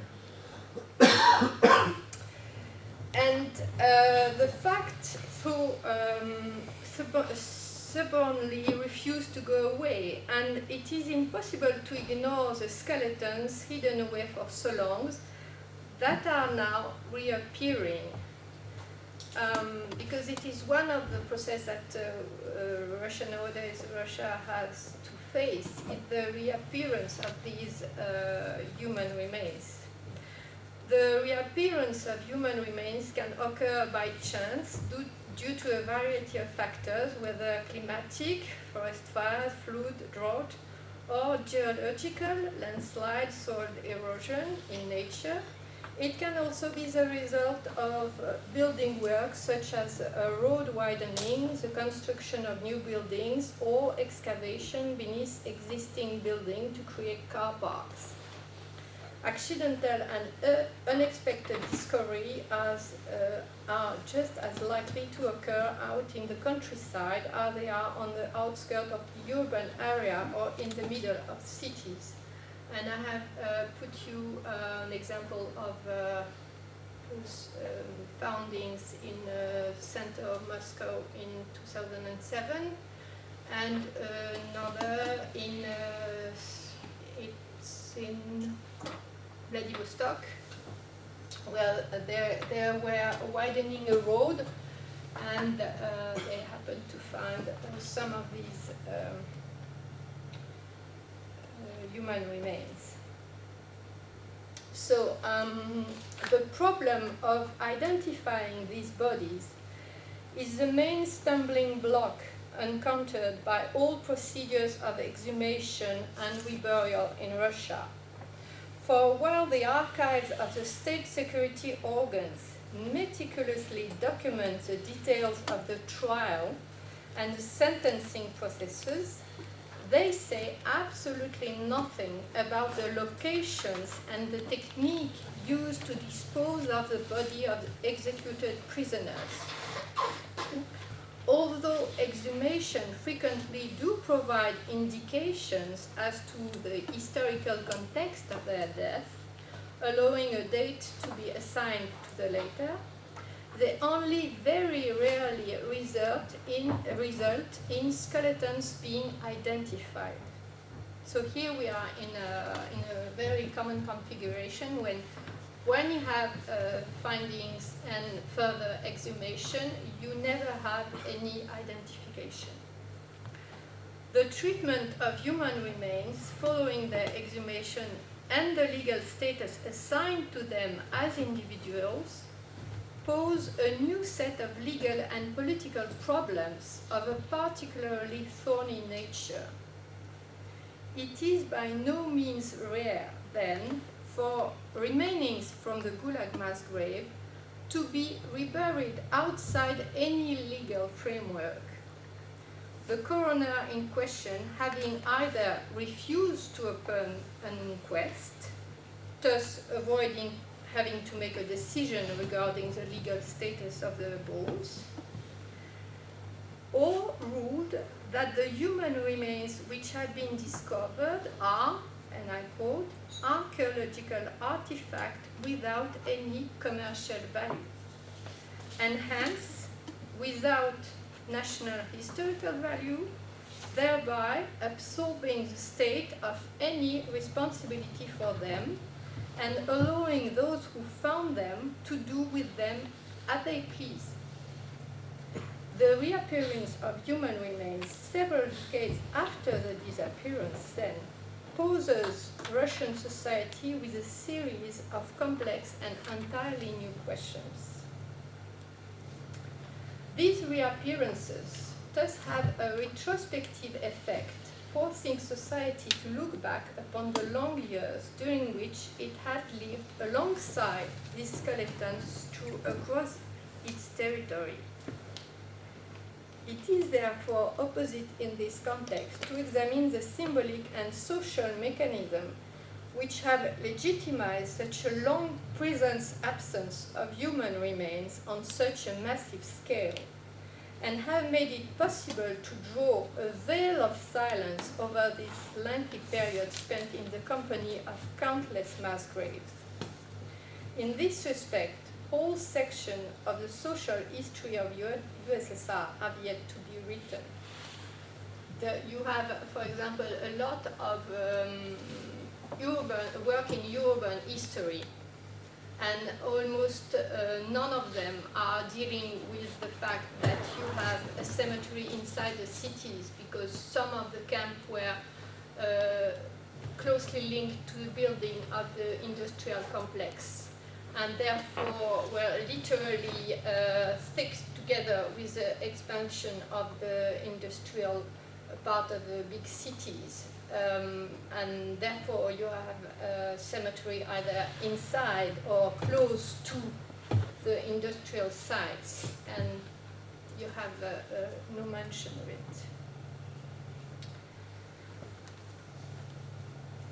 An examination of this geography of shadows, this geography of the implicit, with all its whispered knowledge, its rumors, which was maintained over many decades and is now resurfacing due to a change in the political situation that also corresponds to a generational shift, surely constitute one of the most promising avenues for future research in this area.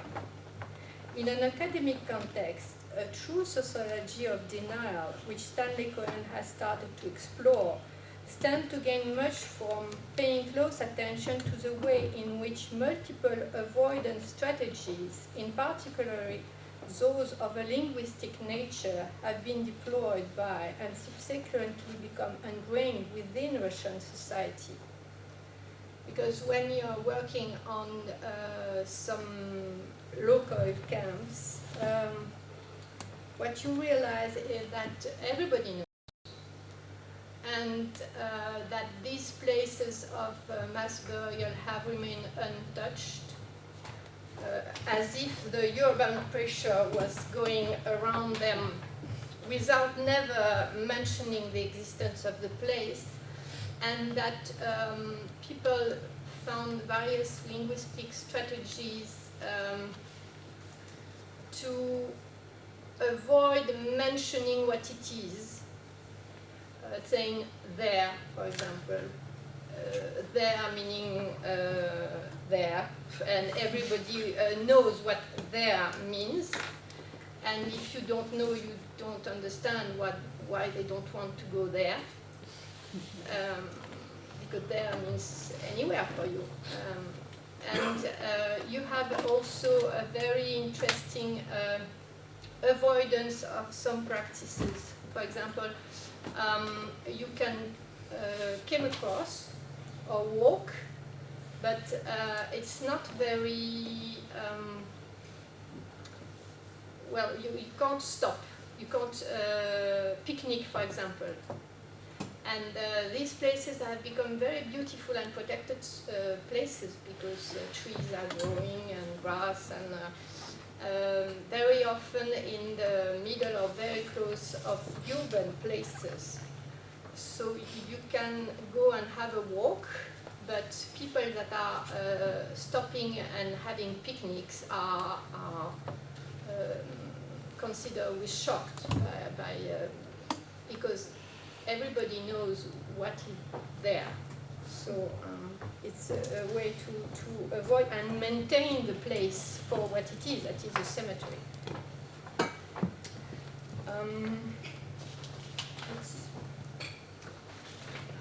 So where do I cut?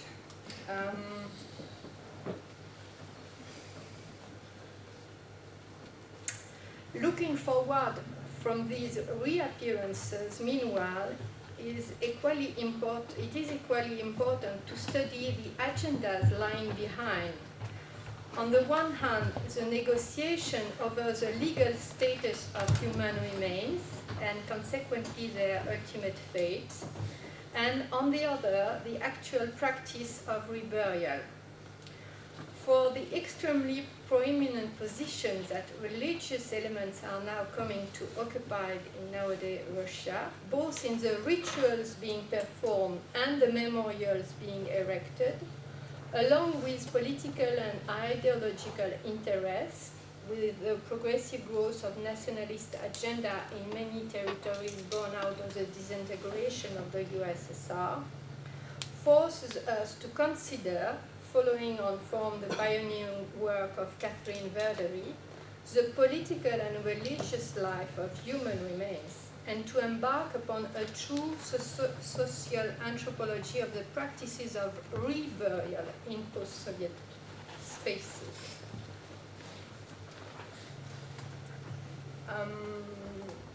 So I cut, and I would like to say some word about these practices of concealment of human remains and about their effects. The application of these practices of concealment to the evidence of the Gulag, in turn, poses the anthropologist as well as the historians and the legal specialists with a set of questions that are essential to understanding the social effect of extreme violence. However, in order to pursue this line of investigation further, it is first necessary to clarify certain key points. Firstly, as the case of Soviet Union demonstrates, one of the principal social effects of the confiscation of body is to maintain the society in question in a state of deferred mourning. And this mourning can be deferred for a very long time indeed.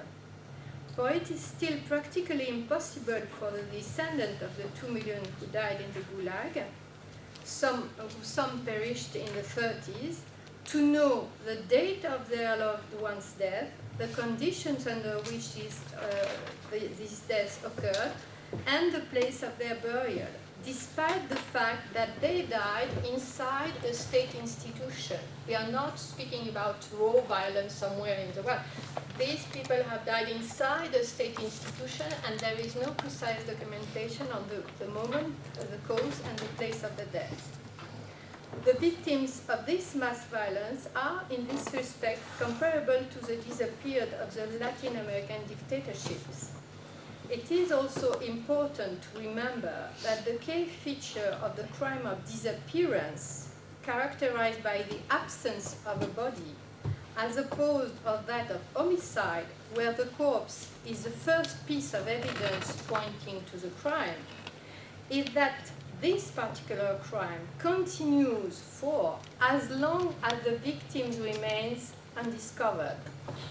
On a purely legal level, then, the mass violence which is accompanied by the confiscation, concealment, or destruction of body must be considered as being distinct from mass murder committed without confiscation and treated as a specific category of violence perpetrated over an extended period. This first set of points show the need for a more sustained investigation of a specific feature and the wider implication of these practices of concealment in comparison of radically different practices such as the abandonment or indeed the international display of corpses. This is where the importance of a comparative analysis of the production of violence becomes clear. By comparing the Soviet cases with other practices of destruction or concealment, as applied, for example, in the context of the Holocaust through the use of specifically designed cremation oven, under the Uruguayan dictatorship with the implementation of Operation Carrot, or in the former Yugoslavia with the widespread use of secondary and tertiary burial, it is possible to see that wherever the practices of confiscation of body by the state occurs, it is accompanied by the mobilization or indeed the creation of technological devices or practices which are specifically designed to facilitate the hiding of bodies, in which are distinct from techniques of killing. And coming back to the ammoniaci. Okay.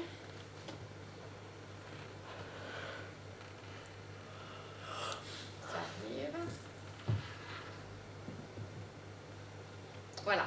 The ammoniaci is a technique that has been set up especially to deal with corpses en masse in the frame of the deaths that occurred in the Gulag. That's what I have in mind when I'm speaking about technological devices or practices. This link between mass violence and technological innovation emerges within an historical context, that of the 20th century, which was particularly marked by the growing complexity of devices used, going, for example, from using spade to using bulldozer to dig burial pits, and by the importance of transfer of technology. It should be noted, for example, that the same German firm, Topf and Sohne, which in 1926 designed the crematory oven that would allow the Soviet state to carry out the clandestine incineration of the victim of the purges in Moscow, would, at the beginning of the 40s, design crematory ovens able to function days and night, and which were installed most notoriously at Auschwitz-Birkenau. The circulation of techniques and knowledge is thus revealed as being at the heart of practices of the mass destruction of bodies, not merely at the stage of killing, but also at the subsequent additional stage of the confiscation of bodies and the concealment of traces. These are all the questions that have yet to be studied in detail in order to measure their true effect and social implication. And I stop there. Nothing else. So, well, we have half an hour to talk about the many issues that have been raised in these two presentations. So,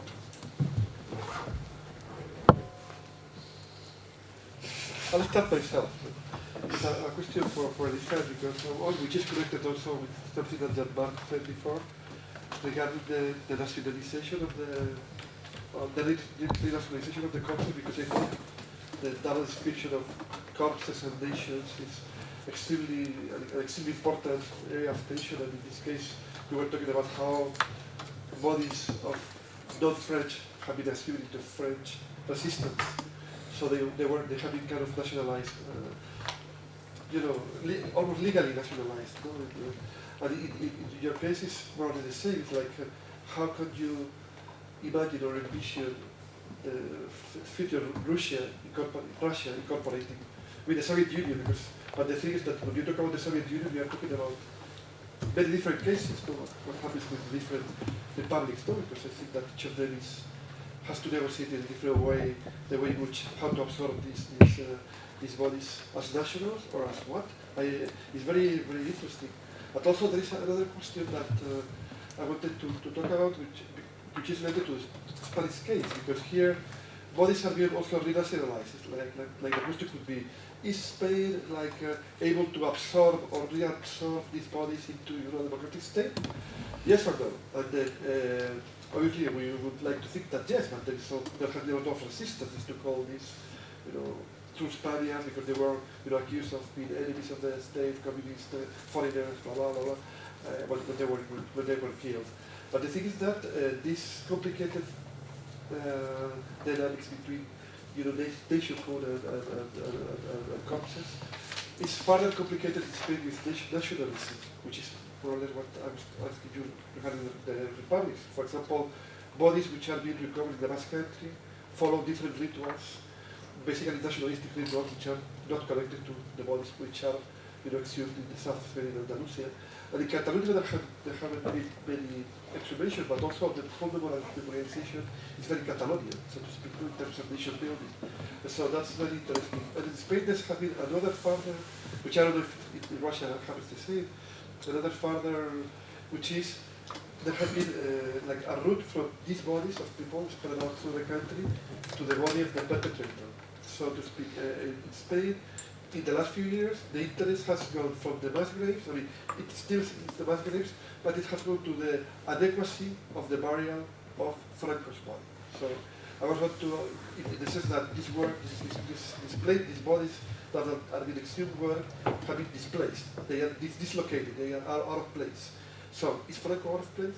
Should he stay in the Valley of the Fallen, which there have been debate on that. And I was wondering if something you can make a connection also with what happened to Stalin's body and also with Lenin's body in the Red Square. I know, just a big question for both of you.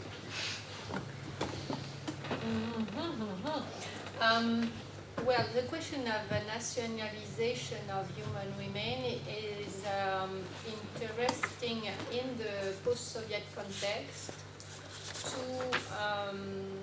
to make the difference between what happened in the Baltic states, for example, or from the part of the Soviet Union that ceased to be in the Soviet Union and become independent, and what is occurring in Russia. And what you can see is it's much more easy to put the blame on someone else. So in the Baltic states, for example, you have exhumation and you have reburial and everything is official and everything is clearly framed by the nation-building policy, because the one to blame is the former Soviet Union, so the neighbor. In Russia, it's much more difficult to do so because, well, there is no neighbor to blame. As you have a strong legacy of the former Soviet structure and the actual political state, a part of the state, Putin is a former KGB colonel. There is no willing of the state at all to claim these dead as a victim of the nation. They remain unwilling dead, unwanted dead, sorry. And the only case when you can see that something happens with an with a ritual on open air is when victims have belonged to the church, were priests or nuns, and as you have a strong link between the Russian Orthodox Church and the state, they are reburied with the status of victim, official victims. But it's the only case where you can see something staged and organized in a way that could be read from the outside by a wider audience as readable.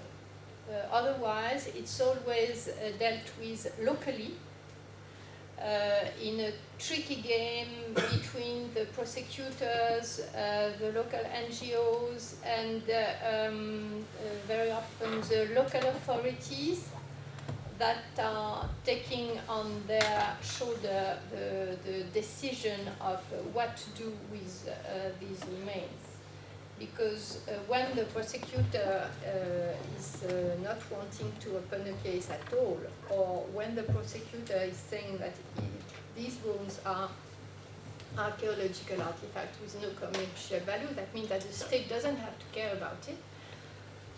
The question is what to do with these bones, and if it's not a problem for us, if it's not a question for a state, then it's a question for whom? And very often they are, the answers are local. The problem is global and the answers are local. As for your second question, which I didn't put down and that I... The connection between the body of the perpetrator Oh, there is no perpetrator in Russia. No, neither in Spain. Yeah, only the same.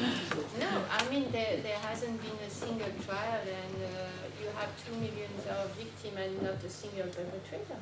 So they all died in their bed quietly. Some of them are still alive, and there is a small debate reoccurring regularly about what to do with Lenin's mummy.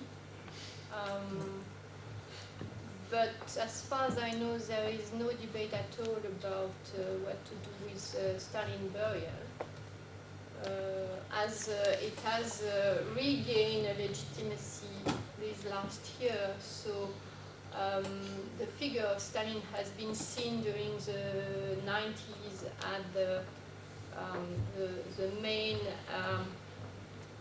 perpetrator, but now the official way of speaking about him is a great manager. And when you're a great manager, sometimes you make a mistake. Oops.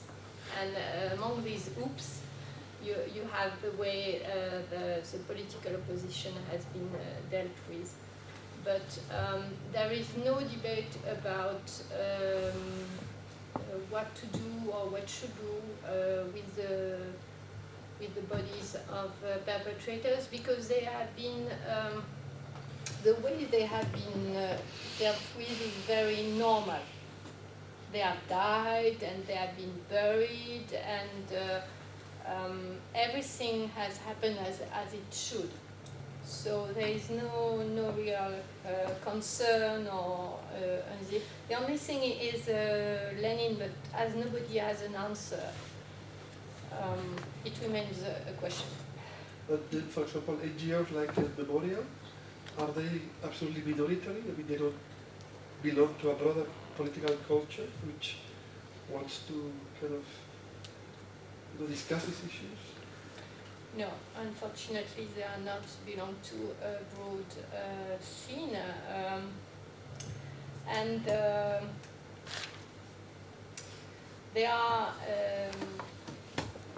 the closest enemy of the state for so long that it's like a sparring partner. So you know, before every, it's very interesting to attend to a meeting between Memorial and some officials, because they met for so long that they know in advance the question, the answer to the answer, and it's like playing chess in your head.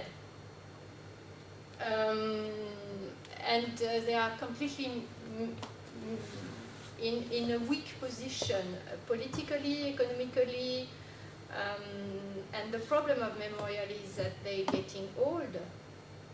These are activists from the 70s, and the young people that are coming to political debates are very often completely unaware of the Soviet past. So they are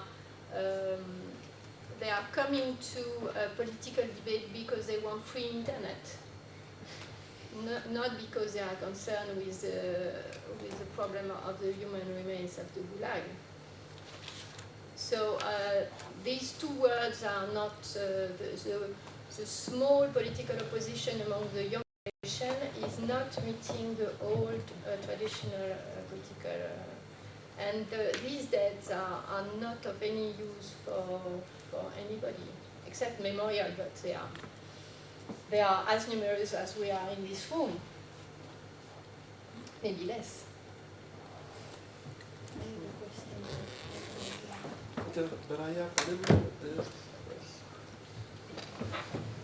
I was interested in these pictures that you showed us, the drawings. That, well, now you just said that there are no perpetrators in so, but obviously there are perpetrator depictions of the mass graves. So what do you do with that perspective in your analysis? Because I didn't really hear something of that. And can you tell us who drew them? It says they were published in 2010, but when were they drawn? Yeah, and also what was the purpose? Because as far as I could read, it's very a mechanical description of, okay, we do this, we put dynamite and some other stuff, and we can locate 10 to 100 bodies. So it seems like a little bit of a manual, like what should you do if you... Yeah, it is actually. It is a manual. Well, it's a complex work drawn by, coming back to the drawings, drawn by someone that has been working as a guardian from 47 to 81 when he retired. He died quietly in 2005. These drawings have been made and remade several times before they have been published. What we know is that the first part of this graphic work has started probably during the 40s, and he started by copying the tattoos of the prisoners. And his father was a great ethnographer, actually, and it was a part of his legacy to document the reality. His father was a Buryat specialist and was writing, and he was kind of building knowledge through drawing. The fact is that it's the first and the only documentation we have from the point of view of the other side. So you can't generalize this point of view as being the point of view of all the former guardians. And what you can do is put in relation what these images are showing with the other element of knowledge we have. That means testimonies of the former prisoners. And but we have no pictures, we have no film, we have no we don't know much about what was happening inside the camps. And the camps, when we are speaking about camps, we are speaking about territories. Because what Jean-Marc's work is showing also is that when we are dealing with dead bodies, we are not dealing with a small grave with 2 square meters. We are dealing with huge spaces that are we are dealing with borders of cities, we are dealing with spaces in the open air. So we are dealing with territories that are wide. And what we can do with these images is trying to understand the implicit part of the testimonies. Because these drawings are showing first the fact that the dead bodies were dealt with by the perpetrators themselves, but also you can see on these pictures these are prisoners from they were called Magilshikis. It was special brigades that were formed to deal with dead bodies, and well, you remove the brigade after it has finished his work. So it's only the beginning of what we can know about what has happened with these, and we understand better why we found them in certain places without any documentation about how they happened to be there. It's only the beginning of our knowledge.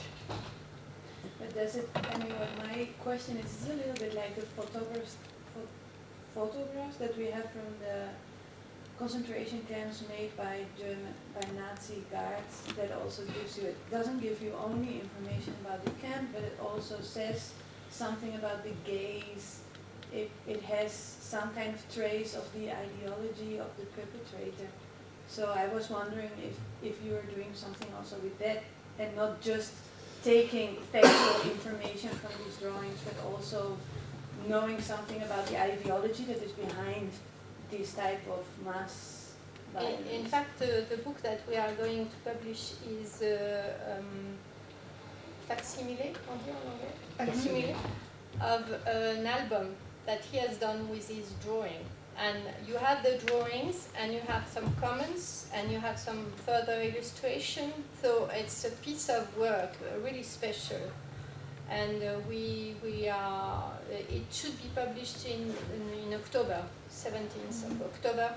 And we have been writing comments on these books with my colleague Luba Jørgensen, which is a linguist and working on the linguistic part of the what is said and how it is said, and the fact that he is quoting part of the ideological, very banal words to provoke a sort of shocking confrontation between a banal word and the reality that is going behind this word.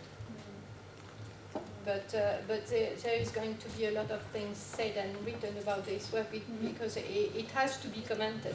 Yeah. The first publication actually, I'm sorry to say it, but it's very bad because they are put one drawings per page with no comment, no explanation, no, and you just slip across these images without understanding what are they coming from and why. And actually, the tattoos drawings have been officially published for the first time in '81 with the consent of the local KGB of St. Petersburg as a book to help police and secret services to identify the criminals. So it's a very complex work. Yeah, I want to comment about, you say that against this general idea of like placing the gulags really far away. They were like not that far away. In fact, they were like quite close from like urban centers or towns. And I was wondering, well, in order that to happen, there were like some discourses that in fact build those like kind of imaginary geography of like placing gulags far away. When I would like to ask you if you find some kind of relation of into what extent you can relate these imaginary geographies of gulags being far away with this, you mentioned also this spatial practice around cemeteries, like not saying that those places are there, but in fact they're like having this spatial practice. This is spatial practices that are showing in a way, but not being able to put it in words. I haven't been enough clear. This imaginary of Gulag being far away is our Occidental imagination, because for Russian people, they know perfectly where were the camp. And when you are driving through a city, everybody can tell you, oh, it's a former camp, and it has been used as a camp since the 50s. And so the knowledge for the Russian is perfectly shared. What is a void is a place of burial. It's not a place, a territory in itself, because you would have to avoid half of the Soviet territories, so it would be a bit difficult. But what is a void is the very place, it's a very local place of burial, and it's very precise, because when you go with the eyes of the trained forensic, you can see the edge of the mass grave. So it's clearly linked to the memory of what happened to a very place. But not the camps were huge territories linked to the building of the city after the war. So the biggest part of the hospitals, of the schools, of the administrative buildings have been used by the deportees. Like in the en Allemagne aussi.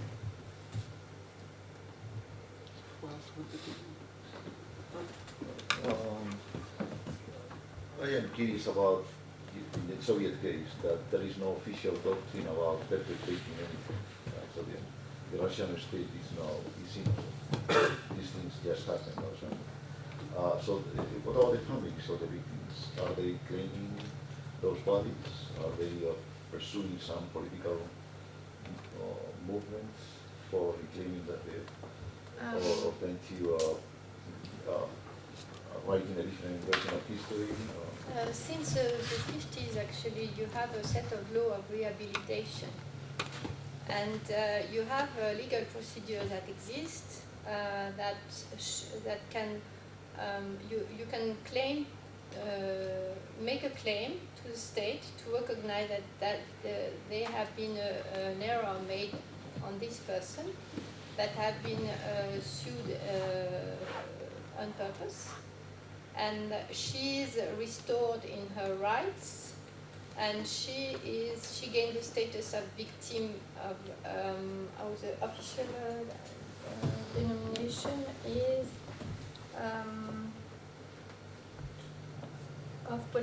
victim of political repression. But as far as I know, not a single family has went beyond that point, beyond the point of claiming the rehabilitation of the victim.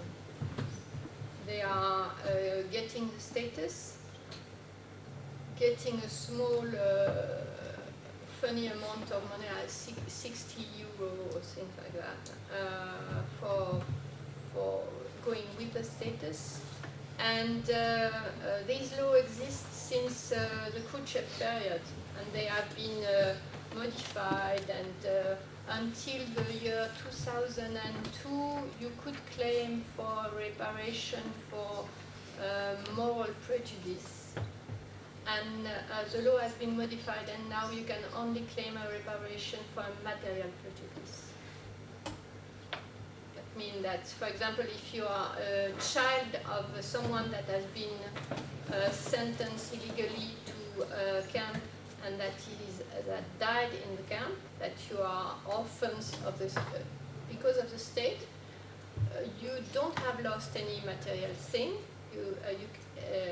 Before 2002 or 3, you could claim for moral prejudice, but now you can't claim anything. You can claim for the rehabilitation of your father or your mother in a titre posthume, in a posthume way. You can claim, but no, as far as you know, no recognition by the state has been granted so far. Well, it has been a tricky game at the moment of the disappearance of the Soviet Union. There is an official recognition of the responsibility of the state in the way the political repression has been defined. But there is no legal procedure linked to it. It's really science fiction to speak about it. It has been a state institution, and the actual prison system of the Russia is directly inherited of the prison, of the places, of the people, of the guardian of everything. So it's very delicate to even to think about the responsibility of who, where would you stop, what case would you start with? No. They are not even agreeing on identifying the victims. So not to speak about the perpetrator. The royal family, for example. The royal family is just the first victim. I understand that in the Yekaterinburg, right, in the Ural Mountains, there is apparently many signs, texts, graffiti, right? Many people go there in pilgrimage or something. But they have been exhumed.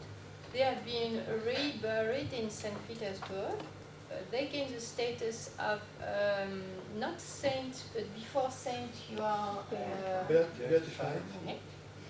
So everything is in order now. So, well, that's it's a first case, right? It's a first instance. But who could open the case? And there is prescription. It's an individual murder. Yeah, but You have 20 years prescription for murder. But if that may set a precedent, right? Then comes, for example, Trotsky, having all the old guard of the revolution, all the victims of the 5-year program, the first 5-year program by Stalin, all the But Tatars.